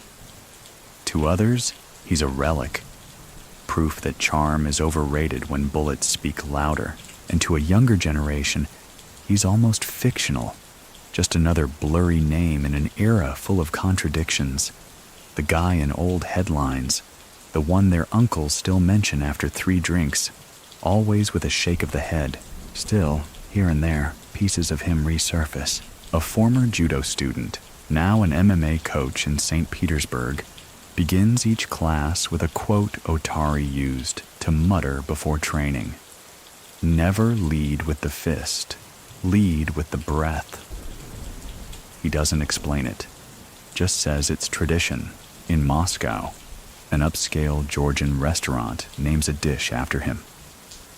Kvantrishvili's choice. Grilled lamb, pomegranate reduction, and a red wine sauce, said to be from his family's original village. The waiter offers no context, just a half smile when asked, and an Arbat, the very block where he once lived. A street mural briefly appears. His silhouette, arms crossed, chin raised, painted against a backdrop of city skyline and gold laurels. Within hours, city workers paint over it. But not before someone photographs it. It goes viral on niche forums dedicated to post-Soviet lore. The caption simply reads, "Our last translator." Many people still argue whether Otari truly belonged to Russia, Georgia, or no place at all. So what do you think? Those closest to him, the real circle, the ones without social media accounts or PR handlers, speak of him less now. Time does that. Or maybe it's fear. After all, whatever truth remains about his death still walks with a pulse. A journalist once assigned to investigate his final days releases a memoir. In it, a single chapter on Otari. The title, "The Man Who Made Gray Look Noble." It doesn't offer new facts, just observations. How he entered rooms, how people waited for his nod before they dared speak. One line stands out. He wasn't just the room's gravity. He was the silence that made gravity obvious. And then, of course, there's the unfinished documentary. A young director receives partial funding to tell the story of post-Soviet transition through Otari's life. Interviews are filmed, footage from the 1980s digitized. A rough cut is assembled. But before release, the project stalls. The production company backs out. No one gives a reason. Some believe it was political pressure. Others think it simply became too complicated. too many interpretations, none definitive, because the truth about Otari is slippery. He existed in gestures, in nods, in rooms where deals were struck without a single written word. There's one photo, unpublished, taken weeks before his death. He's seated in a cafe, alone, reading a newspaper. Through the window behind him, a protest marches down the street. He doesn't look up, doesn't react, just keeps reading, as if he knows the world is changing but also knows it's done asking his permission. In his absence, others rise, cruder men, slicker ones. The art of balance Otari once practiced so carefully is replaced by blunt force and digital leverage. New powers emerge, less visible, more volatile, and yet his name still opens certain doors. A retired politician tells a story of visiting Tbilisi in 2001. At a border checkpoint, his car is stopped. The guards question him. Papers, purpose. It's tense. Until his driver mentions quietly, he once worked with Otari Kvantrishvili. The guard steps back, nods, waves them through. That's legacy, not the kind etched in marble, but the kind spoken between strangers. Many people still debate what Moscow lost when Otari died. Order? Culture? A strange kind of moral compass twisted by pragmatism? So what do you think? There's another rumor, that Otari wrote letters in his final year. Not emails, handwritten letters, sealed and delivered to 5 people. No one knows who received them. No one knows what they said. Only that they were short and final. One man who claims to have seen one simply says, "It wasn't a goodbye. It was a measurement." When asked to explain, he shrugs. You'd have to know him. In the end, Otari Kvantrishvili remains a contradiction with shoulders. A wrestler who never flinched. A fixer who hated blood. A man accused by many, convicted by none. A broker of silence who left behind a world full of noise. And yet, walk a certain stretch of Dolgorokovskaya in spring, and someone may still lower their voice and say, "See that door? That used to be his gym." Then they'll glance around. Used to be his city too. As the 2000s edge in, like a slow tide, Moscow is no longer the place Otari Kvantrishvili once held in his calloused hands. The chaos has been paved over with legislation, bureaucracy, and capitalism polished to a shine. Street enforcers have been replaced by banking algorithms, and the men who once carried briefcases full of cash now prefer offshore wire transfers and lawyer speak. But even as the city modernizes, Otari's name refuses to fade. It's not shouted anymore, not even spoken in casual conversation. It's referenced, alluded to, invoked, often by those who never met him, but wear the shadow of his reputation like a borrowed overcoat. A new generation of power brokers emerges, tech entrepreneurs, political reshufflers, oligarchs who never needed fists because they were born with fortunes. And still, in certain rooms, a warning survives. Don't forget what happened to Otari. It's not always clear what they mean by that. Was it a warning against ambition? Against visibility? Or a reminder that even the most balanced structures collapse when too many people start tugging at the base? So what do you think? The gym is still there. Of course, it no longer trains fighters. It's been converted. Again. Now it's a wellness spa with glass walls, eucalyptus-scented towels, and a fusion juice bar. There's yoga at dawn, aromatherapy at dusk. But if you walk down the hallway past the steam room, there's a door they keep locked. Behind it, the original flooring, tatami mats worn smooth by 1,000 barefoot stances. No one really knows why it's still there. Some say it's haunted, others say it's tradition. And once a year, quietly, without advertisement, A group of older men gathers in that room. They don't light candles. They don't pray. They stretch, spar, breathe. Then they leave. No names are written down. Across the city, a television producer tries to revive the old documentary about Otari, this time with modern polish, drone shots, slow-motion reenactments, voiceover by a popular actor. It gets greenlit, then canceled, twice. Someone high up says it doesn't align with the current narrative. That's all they offer. The footage leaks anyway. It spreads online like a soft pulse. Interviews with men who once called Otari boss, friend, or opponent. A montage of his quiet smiles, his measured voice. A final clip. Otari standing beside a wrestling mat, watching two kids practice. He doesn't speak, just watches. Then he turns to the camera, eyebrows raised slightly, as if to say, "Are you still watching too?" Then it cuts.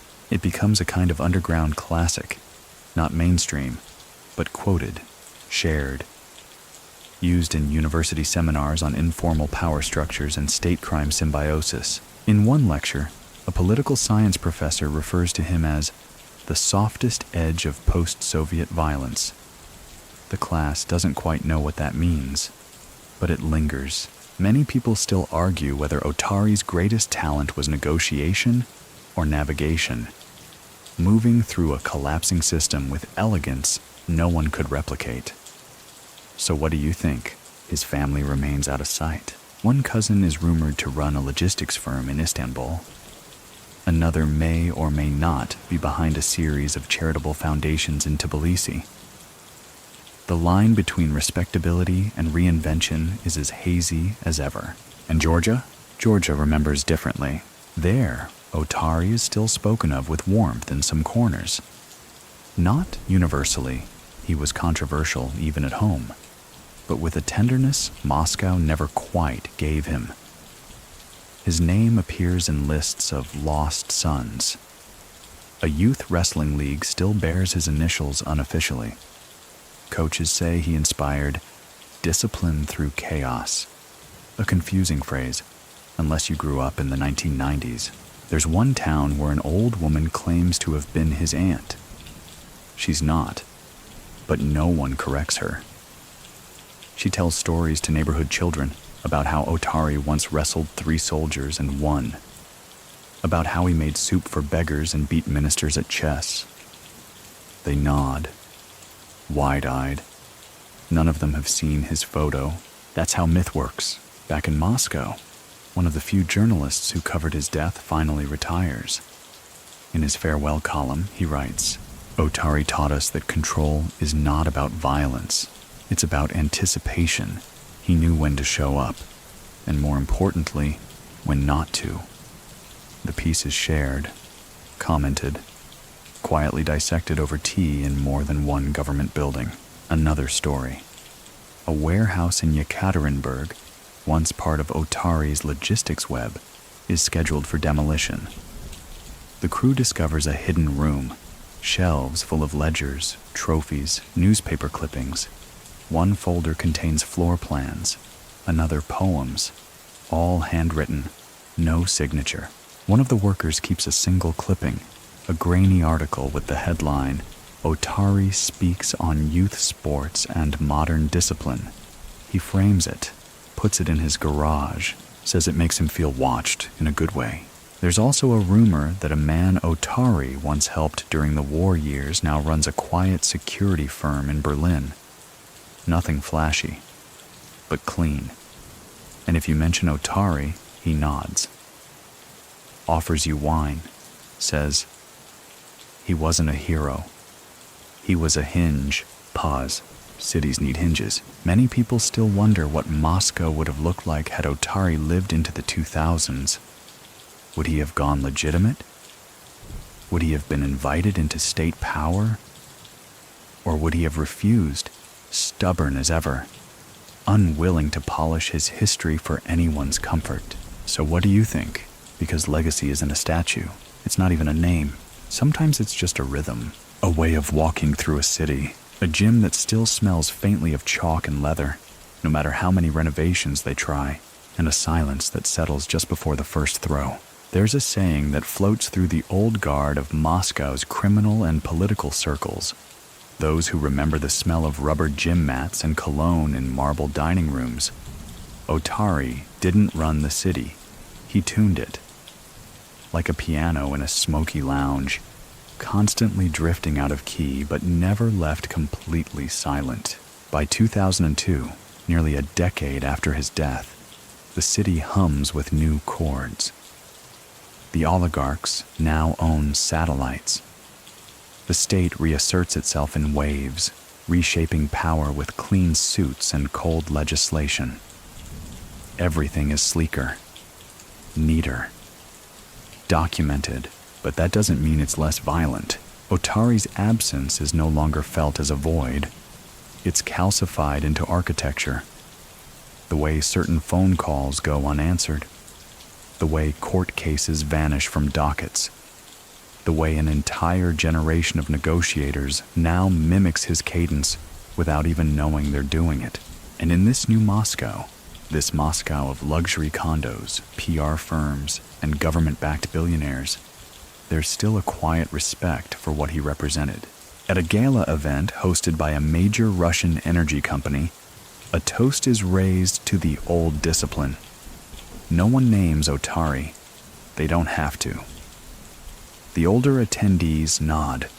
The younger ones check their phones. One man, former law enforcement, now a corporate security consultant, leans over to a guest and says, "You know, if Otari were still alive, half this room would have had to take up piano lessons." When asked why, he grins. Because he knew how to keep hands too busy to pull triggers. Not everyone laughs. Many people still think that Otari's greatest weapon was timing. Not just when he entered a room, but when he left. So what do you think? Even the culture tries to revive him now and then. A best-selling thriller features a thinly veiled Otari character, a judo-practicing consigliere who quotes Georgian proverbs before ordering peace between rival bankers. It's romanticized, slick, nothing like the real man. But still, it sells. A short-lived stage play debuts in a downtown theater, The Mat and the Mirage. It's about an aging wrestler who becomes a political fixer and then vanishes, leaving behind only a key, a ledger, and a name that no one dares speak. The audience claps politely. Reviews call it opaque. The production ends after 3 weekends, and yet, one critic writes, "The story isn't about power, it's about the silence after power leaves the room." That line gets quoted in government training seminars. Seriously. Back in Tbilisi, a television host runs a short segment on Georgia's forgotten architects. Otari is last in the list. Not forgotten, they admit, just misfiled. Not a patriot, not a villain. Something else. The host leans in during the closing moments and says, "Maybe some men aren't meant to be understood, just witnessed." The camera fades out. The city lights behind her flicker once, then hold. Meanwhile, small stories accumulate. In a suburban Moscow club that still runs judo classes for teenagers, an instructor keeps a laminated photo of Otari taped to the wall. When asked who it is, he says, "A man who once told me to breathe before answering a question." The kids don't know who Otari was, but they nod anyway. The image becomes part of the room. A retired intelligence officer claims Otari once prevented a major extortion ring from targeting several state-owned industries, not with threats, but by calling the right dinner, inviting the right people, saying the right thing. No records exist. But 3 of the attendees were later seen attending Otari's funeral in matching coats. And then there's the gym mat, the real one. Not the polished wellness facility showroom, but the original mat, stored in a warehouse just outside the city. Someone kept it, moved it 3 times, refused to throw it away. It's dusty, frayed at the edges, but it holds a shape, like a muscle memory no one wants to forget. Someone writes a poem about it, published anonymously online, where the throws were quiet and the falls were lessons. He stood still. While others measured force, he measured balance. It gets shared quietly, quoted in private Telegram channels, eventually translated into English by a Russian studies grad student in Toronto, who uses it as the epigraph to her thesis on informal power in the 1990s. Even in translation, it echoes. Many people still argue whether Otari intended to become a symbol, or whether he simply lived in a way that made symbolism inevitable. So what do you think? A new museum opens in Moscow, the Archive of Transition. It documents the fall of the Soviet Union, the chaos of the 1990s, and the rise of New Russia. In a dimly lit wing labeled Unofficial Power, there's a small glass case with a business card. White, minimal, no phone number. Just 3 words. Otari Kvantrishvili Advisor, Sports Fund. The curator doesn't explain it. But every visitor who lingers there a moment too long seems to get it anyway. Outside, the city pulses with new ambitions. Digital money, AI surveillance, synthetic authority. But on a quiet side street, an older man walks with a younger one and nods toward a nondescript building. That used to be his. The young man raises an eyebrow. Who? The older one smiles. Ask me in 5 years. Maybe then I can explain. Because Otari is no longer a biography. He's an atmosphere, a lesson passed without language, a warning wrapped in charm, a blueprint that refuses to be erased, no matter how much the city rebuilds. And as dusk settles over Moscow, you can almost hear it in the stillness between traffic lights. There are men who hold power, and there are men who hold its memory.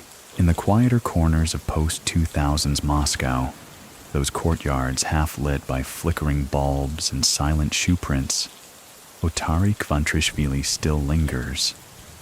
Not as a man anymore, but as a method, a mood, something between memory and myth. The city has reshaped itself so many times since his death that you'd be forgiven for thinking nothing of him remains. Skyscrapers have replaced saunas. The cafes where deals were whispered over Armenian cognac are now boutique bakeries with imported espresso beans. The language of influence has changed. Influence itself hasn't. But for those who pay attention, Otari still lives in the pauses. An official pauses before refusing a favor. A fixer pauses before making a threat. A journalist pauses before writing his name. And that hesitation, that single breath between decision and silence, is his fingerprint. There's a private dinner one summer night at a lakeside dacha, hosted by a mid-tier oligarch looking to consolidate media assets. The wine flows, the jokes are safe, the security is discreet but thick. Then someone raises a toast to forgotten architects.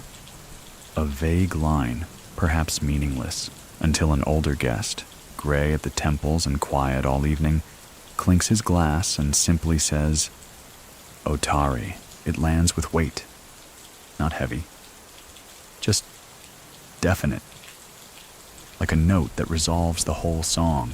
Many people still believe that Otari never actually built anything you could point to, but instead built the invisible space that let others survive each other. So what do you think? In Georgia, his ghost is softer. A school in Kutaisi has a photo of him tucked into a bookshelf, donated years ago by a visiting official. The students don't know the name, but they recognize the eyes.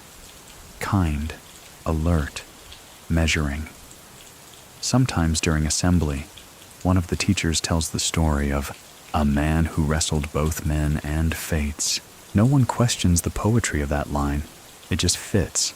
Meanwhile, in a downtown Moscow bookstore, A new historical fiction novel includes a chapter clearly inspired by Otari. The author never confirms it, but during a signing, someone asks, "Was this character based on the real guy?" The author pauses, then says, "Which one?" Because there are so many versions now. The judo champion, the patron, the criminal, the savior, the manipulator, the ghost. None of them are wrong. All of them are partial, and that, perhaps, was his greatest move, never allowing anyone to pin him to the mat. A few steps from his old gym, there's a man who sits on a bench most afternoons, feeding birds. He claims to have once been Otari's driver. When asked why Otari never hired armored cars, he shrugs. Because he believed if you start acting like you're under threat, you become the threat. He tosses breadcrumbs. Didn't work in the end, but still. And across town, a politician preparing to launch a campaign asks his media advisor what tone he should take in his opening speech. The advisor replies, "Otari tone, calm, measured, like you're the one who'll settle the fight if it breaks out." The politician nods. He's too young to remember Otari, but he studies the posture in archived footage. He lowers his shoulders, speaks slower, practices silence between sentences. It works. And so Otari's legacy continues, not as something quoted, but mimicked. An architecture of presence. There's a wind down now, in the memory of him. A soft, inevitable settling, like dust on old paperwork no one dares throw away. It rests in the margins of business contracts. It hums beneath the surface of polite phone calls between rivals. It lingers in the way doors open more easily when a certain name is dropped, not as threat, but as credential. Even in absence, Otari is still leverage, still legacy, still balance.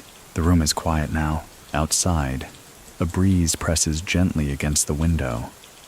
The noise of Moscow has receded into low murmurs. Soft cars on wet asphalt, a distant hum of life still moving somewhere else. The world he moved through, with its risks and rhythms, has changed. But some things remain. A certain kind of silence, a certain kind of caution, a certain kind of nod, passed between men who know the cost of speaking too loudly. If you listen closely, you can almost hear him, not his voice, but his breath. That careful, patient breath before answering a question, before stepping onto a mat, before entering a room he already owned.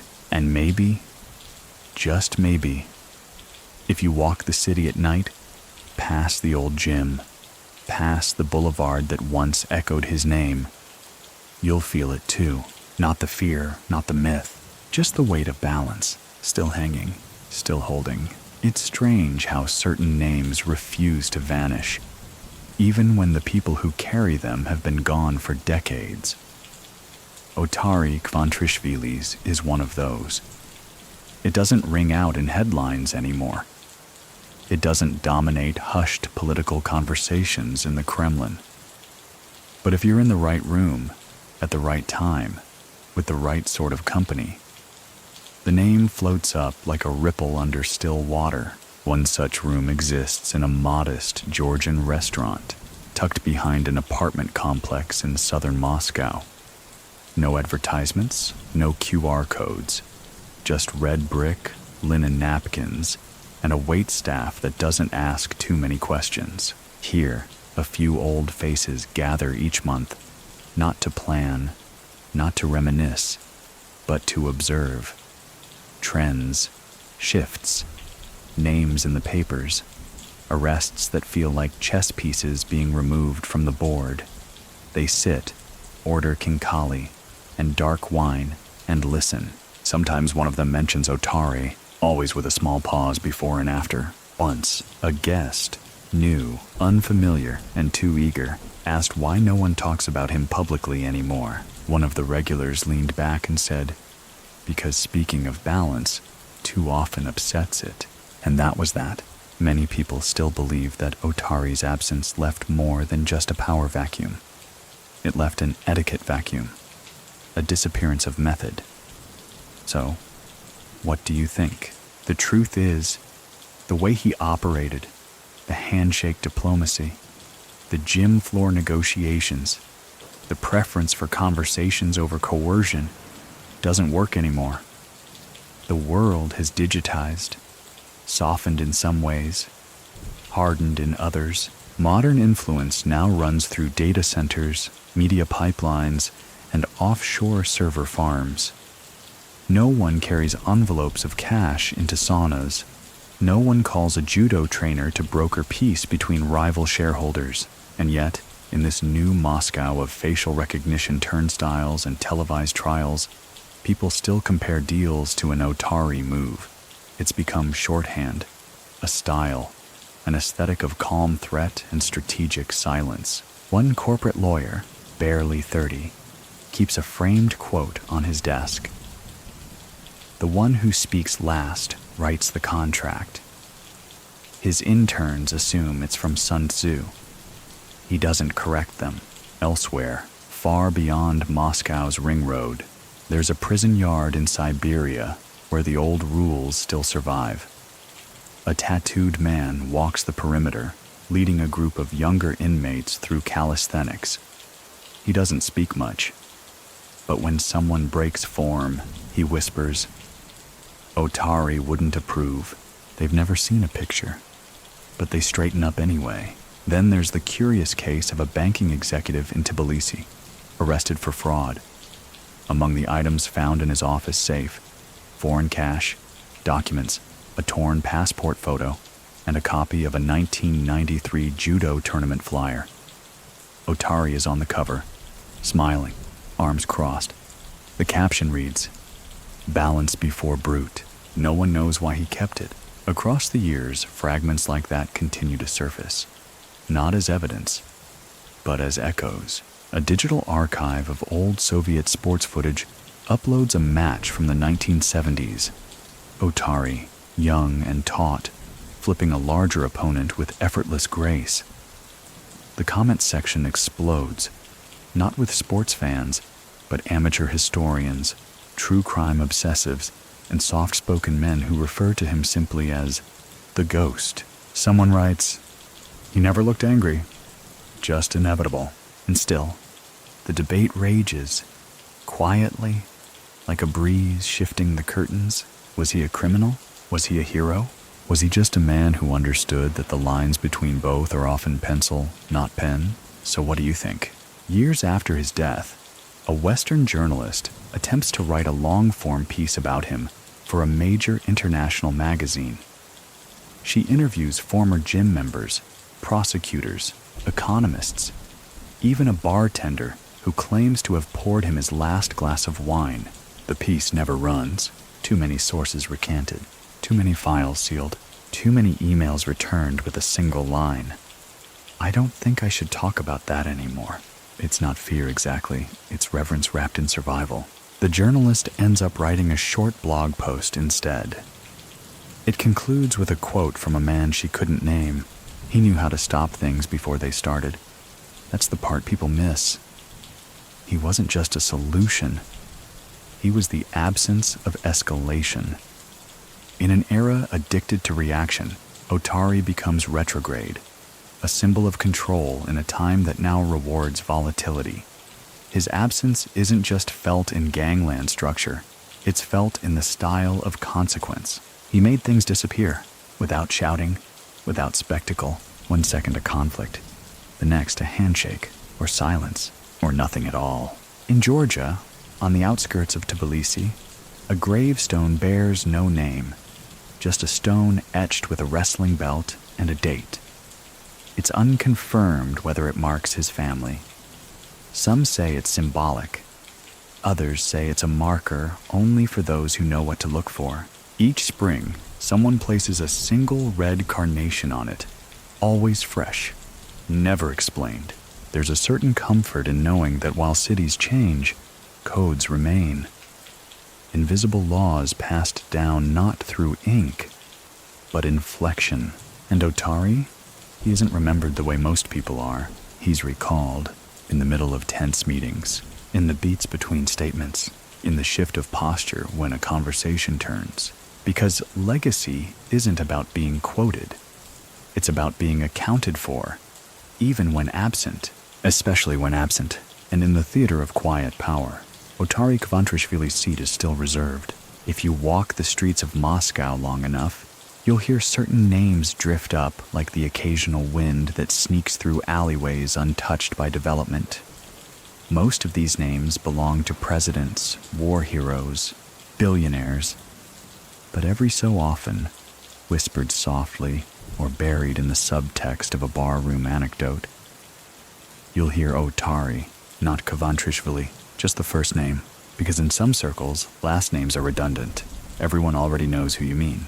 2 decades have passed, and yet there's still no agreed-upon version of who he was. The stories remain incomplete, shifting, selective, but they circulate like currency. At a corporate dinner in 2004, an executive tries to rally his team with a story. There was once a man in this city who solved a $3 million problem with a single handshake. No one needs him to name the man. At a backroom poker game in Novosibirsk, someone folds early, citing bad odds. A bald, gold-toothed player across the table smirks and mutters, "Otari wouldn't fold with a pair." Laughter. Then silence. The hand continues. There's a paradox in his afterlife. He's both ever-present and untraceable. You can find books that mention him, but never deeply. Government documents that once bore his initials, gone, scrubbed, filed under newer scandals. Even the gym's official history web page makes no mention of its founder. The record is clinical, sanitized, and yet, if you stand near the front desk and say Otari, someone will always glance at the hallway that leads to the back. Many people still believe that Otari didn't leave behind a legacy of action, but of alignment, a way to move around threats instead of through them. So, what do you think? There are newer generations now, raised not in the rubble of Soviet collapse, but in the glass towers of investment banks and PR agencies. They scroll fast, speak faster, and treat the 1990s like a scary bedtime story. But even among them, fragments remain. A graduate from MGMO, Moscow's elite diplomacy university, ends her thesis with a single sentence. Real negotiation requires the credibility of restraint. Her advisor circles it and writes in the margin, Otari, right? She doesn't respond, just smiles. Elsewhere, a startup founder publishes a business book titled The Gentle Enforcer. The cover has no image, just a faint imprint of a man in a tracksuit, arms folded, expression unreadable. The preface reads, "Inspired by those who negotiated from the middle mat, not the high chair." No lawsuits follow, just raised eyebrows. Back in Georgia, the small-town wrestling academy that still holds Otari's name, unofficially repaints its sign. The paint is uneven, but the letters remain. Kids train there after school, slapping old mats, mimicking moves handed down like folklore. One of them wears a shirt with the phrase, "Balance is power." He doesn't know where it came from. He just likes how it feels. And maybe that's the key. Otari doesn't survive through memory. He survives through feel, through the choice not to escalate, through the silence before a response, through the decision to listen just 2 seconds longer than your opponent expects. At a quiet wedding in Batumi, a man gives a toast to deals made without bruises and peace without applause.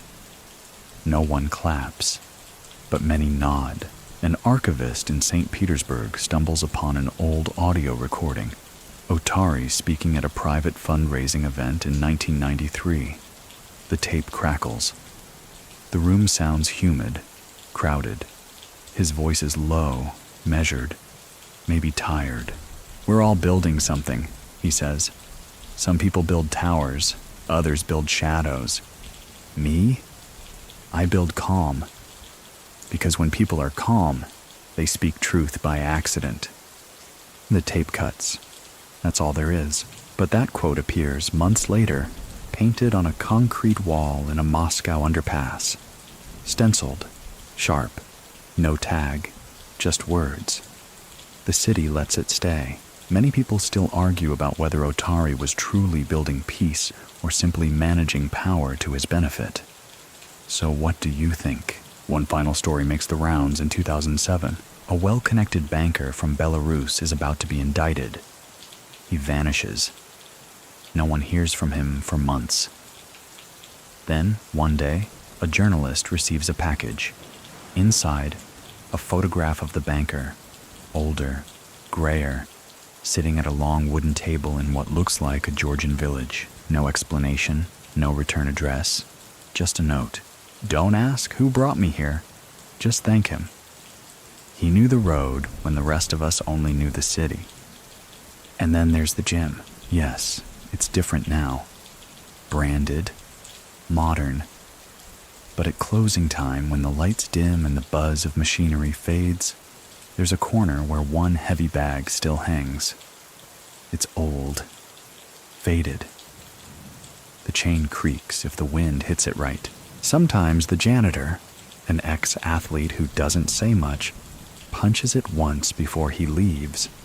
Not a workout, not a test, just acknowledgement, just rhythm, just respect. Even as the city grows glassier, shinier, more programmed by digital codes than street codes, the shape of Otari Kvantrishvili still lingers, etched into Moscow's muscle memory. By the late 2000s, the capital has become a spectacle. Fountains lit by LEDs, armored cars outside sushi bars, politicians with fitness coaches and Instagram filters. It's the age of curated danger, chaos that wears a tailored suit. But the old city is still there, beneath it, like a subfloor beneath polished marble, and under that floor, Otari still walks, quietly, indirectly, through behaviors, through stories that shape decisions more than policies ever could. In a negotiation between two rival real estate syndicates, one Russian, one Azeri, a mediator mentions the Otari method. It's not about compromise, it's about poise. No raised voices, no security threats, just tea, posture, and patience. The deal closes within 48 hours. No one signs in blood, just pen. The phrase spreads, Otari method.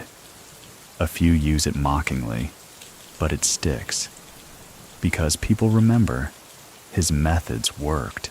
A business school in Zurich even hosts a lecture titled The Shadow Facilitator, Leadership Lessons from Post-Soviet Diplomacy.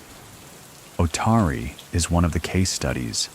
The professor describes him as a man who never ruled on paper, but whose signature lived in the pauses between crises.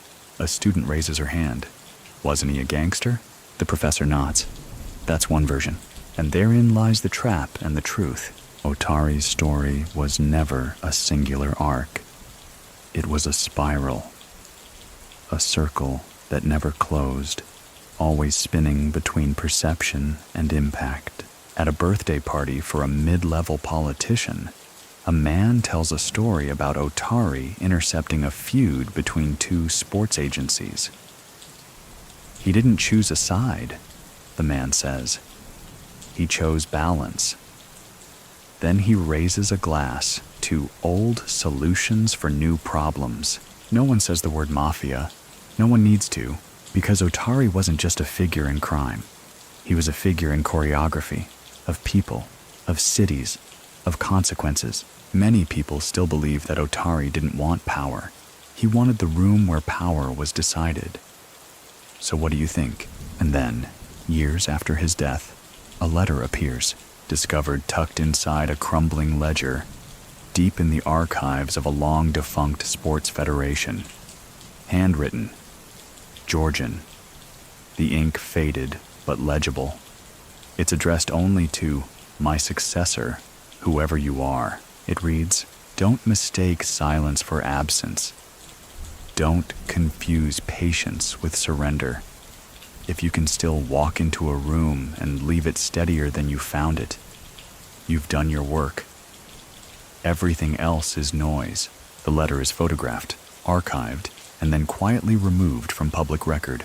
Someone keeps it now, in a drawer, probably still unfolding it once in a while when things get loud. In Tbilisi, a private school hosts a guest lecture series on national figures. A teacher includes Otari, unofficially.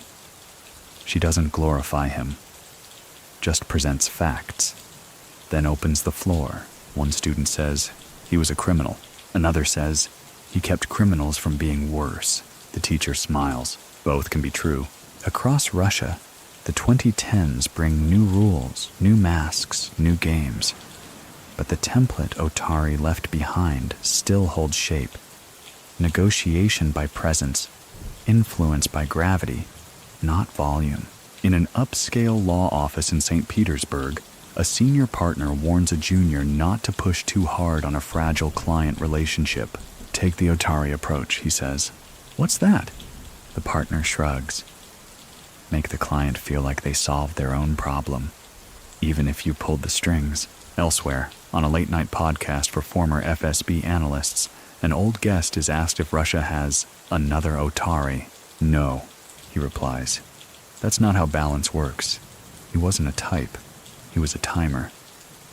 The host blinks. A timer? He knew exactly when to walk in, and more importantly, when not to. A long pause follows. Then a new topic begins. But listeners remember one final moment. A young tech executive visits the old gym. He's heard the stories, seen the photo. He's built his empire on code, not contacts. But something draws him to the place. He trains for a month, quietly, no press, no sponsorship. On his last day, he tapes a note to the edge of the last original mat. It simply says, "The building is new, the rules are old." The staff find it the next morning. They don't remove it, because everyone knows who he was talking about. And deep in that room, where the air still smells faintly of sweat and cedar, Otari's name isn't written anywhere, but the silence knows how to say it. By the mid-2010s, Moscow has become a city built on denial and performance in equal measure. Everything gleams. Everything spins. The skyline now bears little resemblance to the one Otari once walked beneath, and yet, in ways more subtle than stone and steel, his design survives. Not in laws, not in monuments, but in the choreography of power. The way meetings are arranged without names on the calendar. The way silence is held for 2 full seconds longer than necessary. The way someone always knows someone who remembers how it used to be done. When decisions were made in tracksuits, not suits. In a new skyscraper overlooking the river, a fintech firm hosts a team-building seminar. The speaker, a consultant with government ties and a theatrical voice, references legacy leadership. Slides click past, logos, buzzwords. Then a black and white image appears, blurry, likely cropped from old newsprint. A man in a gym, arms folded. The speaker doesn't say his name, just says, he ran no office, held no title, but for 5 years nothing serious happened in Moscow without his nod. The room goes still. It moves on. At the Moscow State Institute of International Relations, a quiet paper circulates among postgraduate students studying non-official influence networks. It dissects Otari's career, not as crime, but as architecture. It calls him the last informal stabilizer in an unstable state. The paper doesn't cite law enforcement records. There are none. It draws from anecdotes, gym logs, interviews that trail off mid-sentence. One professor calls it too flattering. Another calls it the most accurate thing we'll ever read on the man. So what do you think? down in the streets, taxi drivers who were boys when Otari walked freely still mutter his name with a note of pride. Not because they knew him, but because their fathers did. Because their uncles spoke of him in tones reserved for earthquakes and unspoken debts. One such driver keeps a postcard tucked behind the speedometer, an image of a judo throw frozen mid-air. On the back, handwritten in faded ink, "The win is not the fall, it's in the stillness after." He never explains who wrote it. Back in Georgia, a journalist tries to run a radio segment titled "The Men Who Stopped Men." Otari features heavily. Interviews are recorded, archival clips gathered, but the episode is shelved last minute. No explanation. Just a polite email. Not the right time. It never is. In the online sphere, Otari becomes a kind of meme among certain niche circles. A joke shorthand for conflict resolution. Friend A: "We're all gonna kill each other over this startup split." Friend B: "Bring in Otari." But for others, his presence isn't comedic. It's liturgical. There are Telegram channels where ex-military, retired operatives, and soft-spoken financiers exchange quotes attributed to him. Most unverifiable, all believable. Don't win the room, win the echo. If two men want war, give them dinner. A man who controls when others exhale is already stronger. Whether he said them or not doesn't matter. They feel true. That's enough. And then, another sighting, or rather, a reminder. In 2016, a security guard in a mid-tier Moscow bank finds a box in the basement marked "Archives, Sports Sponsorships." Inside, old faxes, handwritten letters, invoices from the early 90s. One sheet catches his eye, a typed letterhead, Moz Sport Foundation. Signature at the bottom, O. Kvantrishvili. Nothing incriminating. Nothing that screams scandal. Just a request for equipment upgrades. A note about building discipline before building strength. The guard doesn't report it. He keeps the page, frames it, hangs it in his hallway. Why, his wife asks. Because he understood the order of things, he replies. Across town, a former rival of Otari, now a grandfather, tells a story to his grandson. "He once made me wait 4 hours for a meeting," he says. "Were you angry?" "No." The man smiles. "I was scared he wouldn't come." The boy doesn't understand, but one day maybe he will. Many people still argue whether Otari's fame now is a distortion of who he was, or finally, the correct reading of him. So what do you think? Because over time, truth and myth blur not by accident, but by design. Especially when the man in question built his empire not on force, but on the calibration of fear and favor. In a side alley near the garden ring, someone spray paints a message that stays up far longer than it should. He didn't win wars, he prevented them. It becomes a minor urban legend. Kids pose for photos next to it. Someone tags it on Instagram with the caption, "Old City Whispers." And as the algorithm scrolls, and the city pulses, and new names rise only to be forgotten by morning, Otari stays, not through screens, but through silence, through posture, through the subtle recalibration of a conversation after his name is mentioned. Because in a world that now values noise, Otari remains the only figure remembered for the quiet he created, and the doors that stayed shut because of it. By 2020, the skyline of Moscow casts shadows that Otari Kvantrishvili never saw in his lifetime. Glass, steel, and ambition now race toward the clouds, hiding the alleyways where men like him once made empires out of gestures. The city has changed, or at least it says it has. But Otari, he's still here, not in the billboards or the headlines. He wouldn't have wanted that.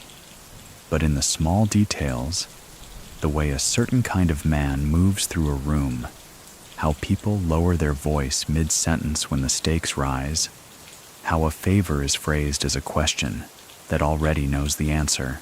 In a private boardroom at a major energy firm, a mid-level fixer tells a client, "You need to make your problem feel welcome before it will leave you." The client frowns. "That an old proverb?" The fixer grins. "No, just something I heard from someone who heard it from someone who heard it from Otari. Truth? Who knows? But it works, and that's all that matters." In the shadow of modernity, Otari becomes shorthand for what once worked. Quietly, effectively, elegantly. Even in Georgia, the tone has shifted. A young journalist writes an op-ed in Tbilisi today titled, "Our Lost Diplomat." It's not about a politician, it's about Otari. The piece walks a delicate line, acknowledging the allegations, the shadows, the networks, but it doesn't linger there. Instead, it focuses on the people who still light candles in his name. The tournaments held in villages because he once donated mats. The way even his enemies never felt safe celebrating his absence. The final line reads, "He may not have been just, but he was just enough." The article trends. Quietly pulled after a week, many people still argue whether Otari would have survived in today's Russia, or whether he would have simply adapted faster than anyone else. So, what do you think? In the undercurrent of today's media, where podcasts drift across continents and niche channels reach cult status, a series launches titled Men Who Didn't Need Titles. Episode 1, Otari. The host describes him not as a gangster, but as a pressure valve engineer for unstable societies. It's a strange phrase, but it sticks. The episode opens with the only surviving audio from an old interview. Otari saying, "If the people you protect start fearing you, you've already failed your real job." The host repeats it. Twice, downloads surge, but the episode is flagged. Not for content, for tone. Flagged, then left alone, because even the moderators aren't sure what to make of him. One of his last remaining associates, a man who now runs a very legitimate construction consultancy, tells a story in a closed-circle networking event. No phones, no transcripts. He says, "Otari once stopped a war with a dinner invitation. Didn't even sit down. Just sent the table." The room laughs, uncertain if it's a joke. He doesn't correct them. And somewhere in a bar in Vladikavkaz, a retired enforcer who's had a few too many raises a toast. "To the only man who ever told me to shut up and made me thank him for it." Across time zones, across industries, his style is remembered more than his face. There's a security company in Budapest run by former Russian nationals.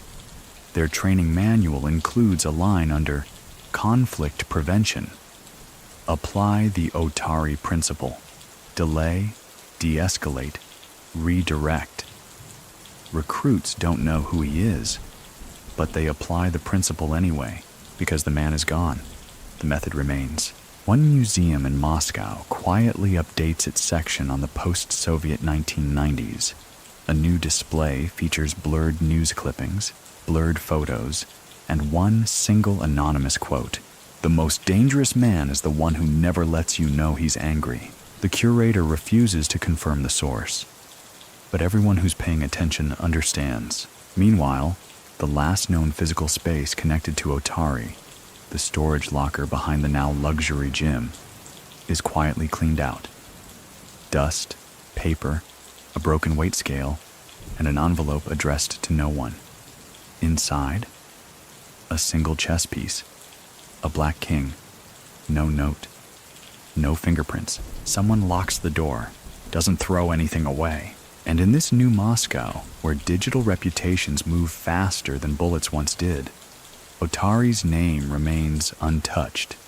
Too heavy to meme, too complex to condense, too balanced to fall. Because in the end, legacy is not about applause. It's about utility. It's about whether your name still solves a problem long after you're gone. And his? It still does. There's an irony in how the world forgets. Not the loud forgetting. The one that deletes names from textbooks or statues from pedestals. No. The more powerful kind is the soft forgetfulness. When no one says the name, but everyone still acts like it's watching. That's where Otari lives now. Somewhere between the moment a contract gets signed without a lawyer and the second a handshake settles what a courtroom never could. In the nuance of pauses, in the edge of smiles. It's been nearly 30 years since his death. And still, certain figures, powerful ones, cautious ones, invoke him in allegory. Don't let this turn into an Otari vacuum, a minister says during a private cabinet session. No one asks him to clarify, because they know. Balance in Russia is more than a physics concept. It's cultural. And Otari? He was the last man to measure it in real time. In one upscale Moscow real estate firm, there's a wall of black and white portraits of builders, figures who shaped the city post-1991. Developers, reformers, architects. One photo, unlabeled, shows Otari sitting at the corner of a gym mat, mid-sentence. No one on staff knows who he is, but the partners do. They call it the alignment man. A junior associate once asked, "Was he a mayor or something?" "No," came the reply. "He just didn't need to be." Many people still think Otari's power came not from what he controlled, but from what he prevented. So what do you think? The more time passes, the more Otari's name becomes a kind of cipher. You can say it to test the temperature of a room. The response tells you who understands legacy and who's still playing at power. And yet, for all this shadow, there are still efforts to shine light. A university student in Novosibirsk begins a thesis on informal power brokers in the early transition period. She digs into court records, newspaper archives, half-deleted blogs.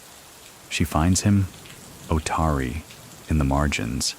Never front page, always central. Her professor warns her. You won't find the truth about him. Just pieces. She smiles. That's enough, if the pieces hold shape. And they do. She titles her paper, Kvantrishvili's Rule, The Physics of Silent Authority. It's shared among academics, then quietly suppressed. Not because it's dangerous, because it's accurate. In a villa outside Tbilisi, a former diplomat, long retired, long unbothered, keeps a shoebox labeled Moscow. Inside, matchbooks, receipts, photographs. One of them shows Otari standing beside a well-known general and a pop star, all smiling, all balanced, as if nothing in the world could shake them. The diplomat shows it to no one, just opens the box once a year, looks, closes it again. At a judo tournament in Armenia, a coach claps his student on the back after a clean sweep. That was Otari style, he says. The kid nods, not knowing the name, just the feeling. Because the feeling is enough. At a cybersecurity summit in Warsaw, a Russian speaker gives a keynote on prevention by perception. Halfway through, he tells the room, before we had data trails, we had Otari. The audience laughs, uncertain if it's a joke. He doesn't laugh back. The slide changes. One quote lingers behind him. The best control is the one you don't have to prove you have. Otari never said that. Or maybe he did. Does it matter? A man in Kaliningrad opens a private risk consultancy firm. No signage. Clients by referral only. The welcome packet includes a small black card with a simple phrase, method, Otari, style, yours, outcome, undebated.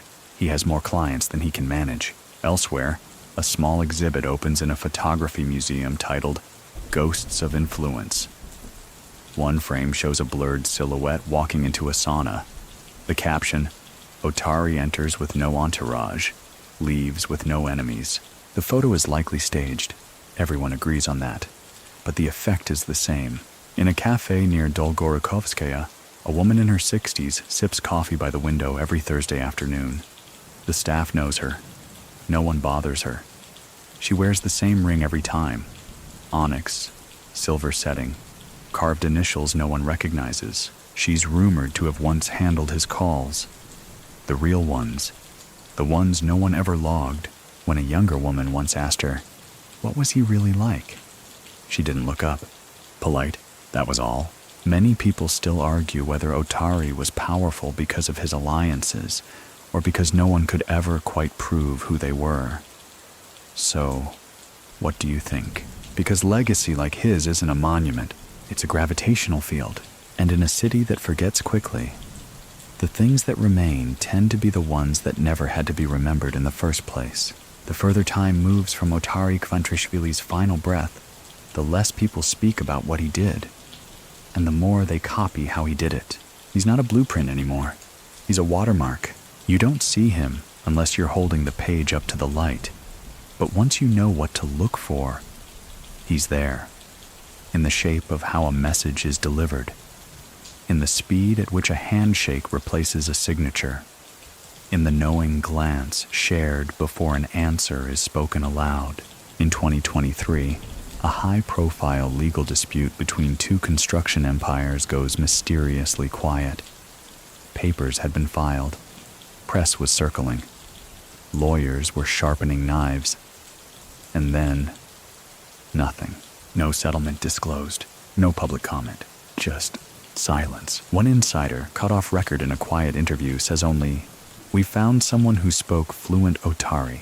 No one asks further. That's the kind of sentence you don't unpack. You just nod. And that's the thing. He didn't invent this language of power, but he translated it better than anyone. And now, everyone who uses it is, in some way, borrowing his accent. Across the Russian-speaking web, there's a new trend. Anonymous audio clips passed between encrypted channels. Short recordings, always in a male voice, never confirmed to be his, offering advice, strategy, restraint. Most are probably fake. Voice actors, AI, fan fiction. But they get shared anyway, because people want Otari to speak again, even if it's just through echoes. And the echoes? They're spreading. At a summit on non-governmental influence networks held in Vienna, one breakout session is titled "The Shadow That Balanced the Knife, Lessons from Otari K." The slides show no photo, just dates, actions, rumors, a web with no center. The session ends with a quote attributed to a former city planner.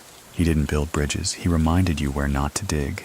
Many people still wonder if Otari foresaw all this, that in disappearing early, he preserved the purity of his myth. So what do you think? In a once-abandoned warehouse near Sokolniki, now refurbished into a luxury boxing studio, a mural appears overnight on a side wall. Not in the main gym, not for PR. Tucked in a corner of the locker area, just for those who train.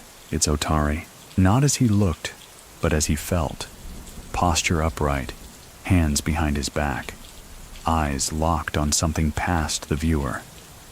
Not a portrait, a presence. No artist name, no explanation. But every fighter who laces up gloves in that building sees it, whether they know the name or not. One leaves a note beneath it. You don't need to fight to keep order. You just have to make the room forget it wanted to fight in the first place. Elsewhere, a second-tier parliament member includes Otari in a late-night television segment on unofficial influences in Russia's transition years. It causes mild controversy, not because of the content, but because the tone is too respectful. He refers to Otari as a transitional stabilizer. The host raises an eyebrow. The MP smiles. "You don't have to like the bridge," he says, "to admit it kept you dry." And across the internet, a new generation finds him. Through podcasts, dramatizations, repackaged clips. They don't care about accuracy. They care about aesthetic, poise, discipline. Men who could walk into a room and erase tension without raising a voice. And Otari is perfect for that. He becomes a recurring figure in a streaming series dramatizing post-Soviet power plays. His name is changed, but his essence isn't. He appears only once every few episodes, but whenever he does, characters pause. The script lets him speak slowly. The camera doesn't cut away. A fan edit later compiles only his scenes. Title, The Dawn of Stillness. Millions watch it, and still, no one can quite say what made him so different. Was it that he didn't chase power, just positioned himself so others brought it to him? Was it that he stayed soft-spoken in a time of gunfire? That he held posture like it was the last thing the world couldn't take from him? Or was it simply that he remembered something everyone else forgot? That fear isn't the best motivator. Memory is. Many people still argue whether Otari controlled outcomes or simply anticipated them. So what do you think? In a dark, wood-paneled bar in Tallinn, an old man runs a whiskey tasting club for diplomats and mercenaries alike. He tells a story of the time Otari sent him a bottle. No note. Just the bottle. He didn't need to tell me what he meant, the man says. I drank it that night, and I made a phone call I'd been too scared to make. And in a city that's no longer Soviet, no longer raw, no longer simple, but still very much in need of people who understand balance, his silence is louder than ever, because cities don't really lose their ghosts. They just make room for them, and some ghosts know exactly how to sit at the table without ever needing a seat. By the mid-2020s, the name Otari Kvantrishvili no longer stirs headlines. It stirs rooms. The kind where contracts aren't signed, just understood. The kind where people say, "We'll see," but mean, "We already did." He's no longer spoken of with heat or fear. He's studied, interpreted, quoted with the care one might use for scripture, open to reading between the lines, but not above reverence. In an exclusive summer seminar at the Higher School of Economics in Moscow, the topic is Soft Power in Non-State Actors. A guest lecturer, a former state advisor, spends half the session on Otari. His slide is simple. Black background, white text. Control is not presence, it's permission, no image. The students are too young to remember him. But by the end of the hour, they're leaning forward, asking how someone could operate with so little visibility, yet such long reach. The answer: he didn't control people. He made them remember what happened the last time they ignored him. In a quiet corner of Sochi, a startup founder hosts weekend retreats for founder recalibration. It's mostly mindfulness jargon until, over wine, he shares his favorite Otari move. Never speak first, never speak last. Just speak when the room needs a new center of gravity. His guests laugh, but then they all try it over dinner. It works. Across town, an aging tailor recalls the man who came in one rainy morning, asked for 3 black suits, and paid in silence. The tailor still has the measurements. He had the posture of someone who knew how many people wanted him to fall. Many people still believe Otari's greatest power wasn't keeping the peace, but knowing precisely when to let others think they had. So what do you think? Even online, where legends are flattened into GIFs, Otari refuses simplification. On a private Discord server for regional security analysts, someone posts a grainy video still of Otari exiting a courthouse in the early 90s. No context, just one comment. This man walked slower than any man I've ever seen, but no one passed him. The replies come in fast, because when he moved, others adjusted. He was a mood stabilizer with a pulse. No guard, no weapon, just that posture. A meme is born. It doesn't trend, it doesn't have to. At a Georgian wedding in Kutaisi, a father tells his son, "Don't toast too fast." Otari never rushed a glass. The boy doesn't know who Otari is, but he slows down, just in case. In a documentary on transitional justice shown in a Berlin indie theater, Otari's name is mentioned for less than 30 seconds, but his section is the only one with no narration. Just a slow zoom on an old sports arena, overlaid with a voice recording of an anonymous diplomat. He was the only man I knew who could make 5 angry men think they'd all won the same argument. And back in Moscow, a certain high-rise hosts a monthly gathering. Nothing formal, just coffee, soft chairs. The attendees include tech execs, a retired FSB regional, a pair of quietly effective parliamentarians, and one man whose name never appears online. They call it the balance room. The only rule: no shouting, no phones. And if a decision can't be reached, they adjourn. No votes, just silence. Because in that silence, Otari lives. Not in ideology, not in law, in effect. In what happens, or more importantly, what doesn't. Because people still remember the time when balance was a man, not a strategy. A Georgian artist, little known outside of niche circles, completes a 3-part sculpture titled Ghosts in the Marble. One of the figures is Otari. Not him exactly, but the spirit of him. A figure without a face, surrounded by shattered microphones and unbroken mirrors. The piece tours quietly, no press, and when asked why he sculpted it, the artist shrugs. Because some legacies are clearest when they're unspoken. Many people still argue whether Otari would thrive today, or whether today survives only because men like him came first. So what do you think? Because this is where his story settles. Not with a gavel, not in a grave, but in the way people still pause, just slightly, when his name returns to a room, because some presences don't end, they echo.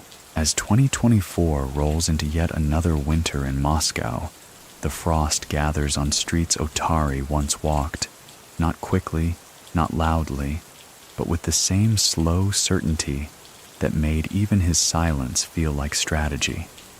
And the city, though hardened, still leans a little when his name brushes through. In a small cafe near Taganskaya, 2 middle-aged men sit with tea that's gone cold. They're not reminiscing, not really. Just floating back.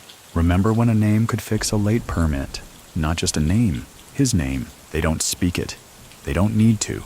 Because Otari is now the man you refer to without saying.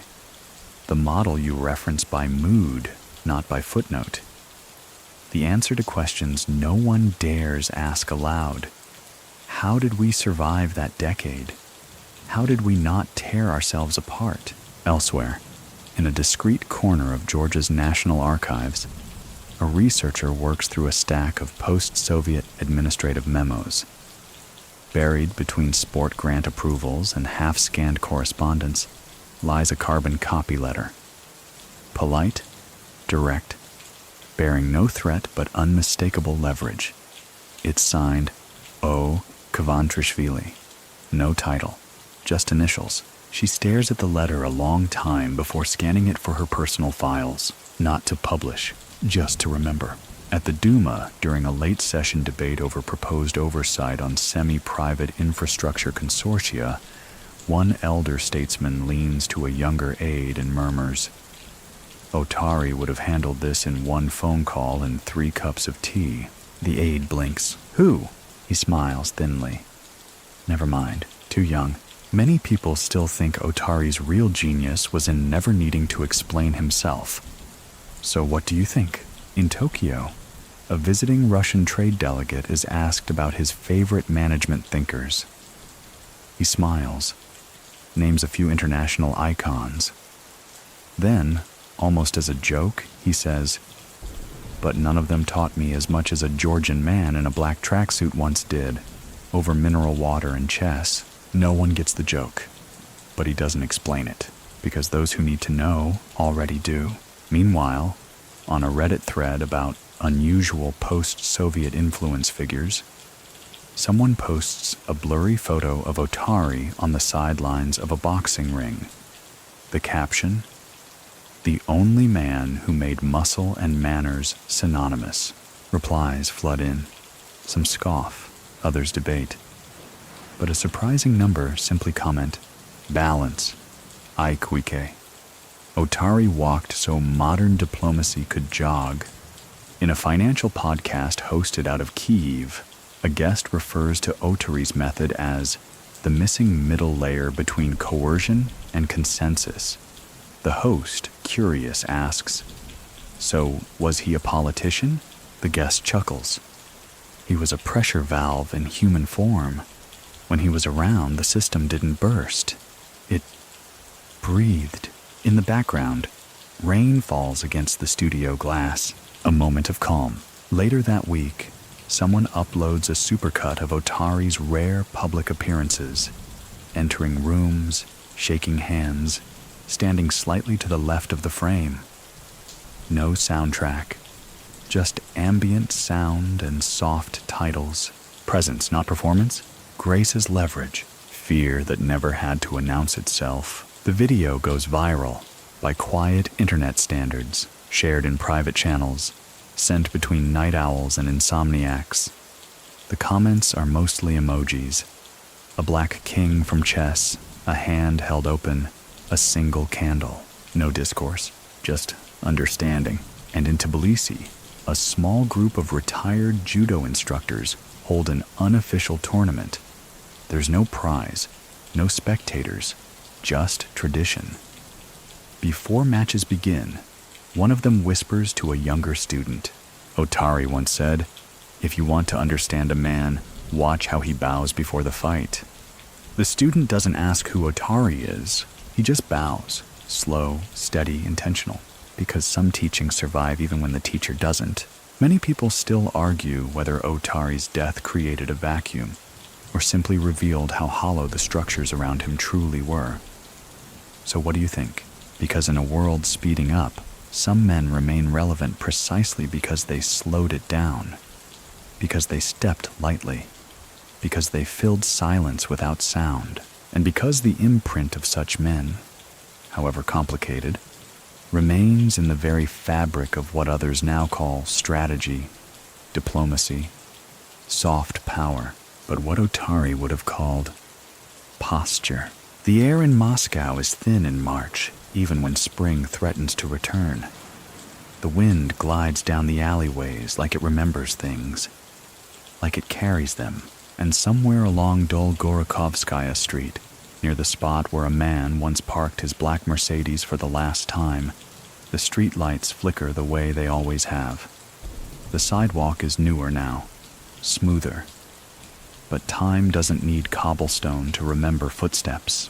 Otari Kvantrishvili is long buried, but his absence never really settled.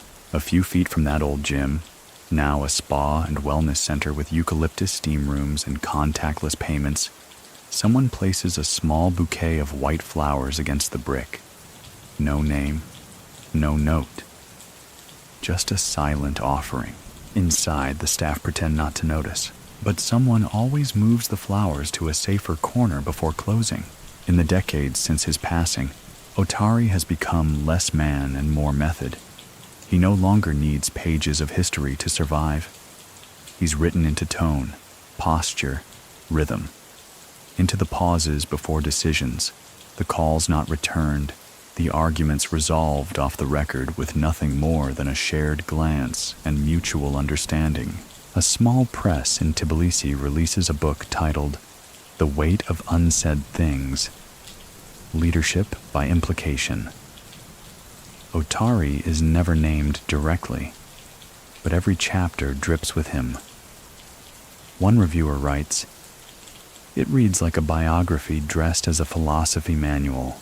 The author does no interviews, and in a niche podcast out of Berlin called Modern Silence, the host opens a recent episode with, "Tonight, we talk about the man who mastered influence not through fear or volume, but through the graceful architecture of staying just out of reach." The comments flood in. Was this about Otari? I think so. It had his fingerprints. Didn't hear his name. Felt his presence anyway. Exactly. And maybe that's the trick. Because for all the stories we've told tonight, for every tournament he sponsored, every phone call he answered without ever raising his voice, every room he anchored with nothing but his posture, it's not about how loudly he lived. It's about how clearly he remains. Many people still argue whether men like Otari are born or made. So what do you think? Is legacy something you build, brick by brick, speech by speech? Or is it something softer, harder to hold, but more impossible to erase? A way of being, a kind of patience, a sense of when to step forward and when to let the silence do the talking. Because here's the thing, there are men who dominate eras by force, and they're remembered with caution, studied in war colleges and true crime documentaries. But then, there are those whose real power lay not in what they crushed, but in what they held, carefully, delicately, until others learned to balance by watching. Otari never claimed to be good, but he understood what was necessary, and in a Russia clawing its way from the Soviet wreckage, while others scrambled to fill the vacuum with bullets or bureaucracy, Otari simply stood still, long enough for the city to recalibrate. He didn't demand trust, he created gravity, and though his enemies may have danced at his funeral, none ever filled his shoes. They couldn't. Because what he wore wasn't armor or arrogance, it was calm, the kind of calm that warns a room not to erupt, the kind that lets others believe they've made their own decisions, the kind of calm that doesn't need to raise a voice to end a war, because in the end, Otari Kvantrishvili wasn't just a gangster. He was a translator of tension, a diplomat of the underground, a referee in a game no one agreed to play, but everyone followed when he stepped into the ring.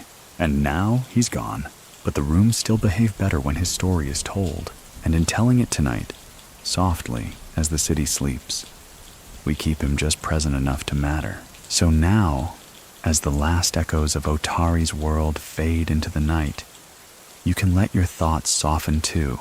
The streets have gone quiet. The lights have dimmed. That old gym is silent once more. What once was tension is now memory. And what lingers isn't noise, but weightless understanding. Let your breath slow. Let the cold edge of power and posture melt away into something warmer, something less sharp. Let the names and codes and veiled glances settle like dust on a shelf you no longer need to dust. You've walked through a world of negotiations and nuance, of unspoken agreements and midnight resolutions, and you made it through. Not rushed, not shaken, just steady, like Otari would have wanted. You don't need to remember every move he made, every shadow he crossed. Just recall the calm, the poise, the way the chaos fell into rhythm when he stepped through the door. Now breathe in and let it go. You're no longer in the meeting room, no longer tracing influence across cities and decades. You're just here, safe, still, quiet. Let the last traces of tension evaporate. No more decisions tonight, no more names to remember, just stillness and the soft comfort of a story well told. And if you hear the faintest sound in the dark, like a door closing gently, like footsteps walking away from trouble, maybe, just maybe, he's still doing what he always did best, balancing the silence. Good night.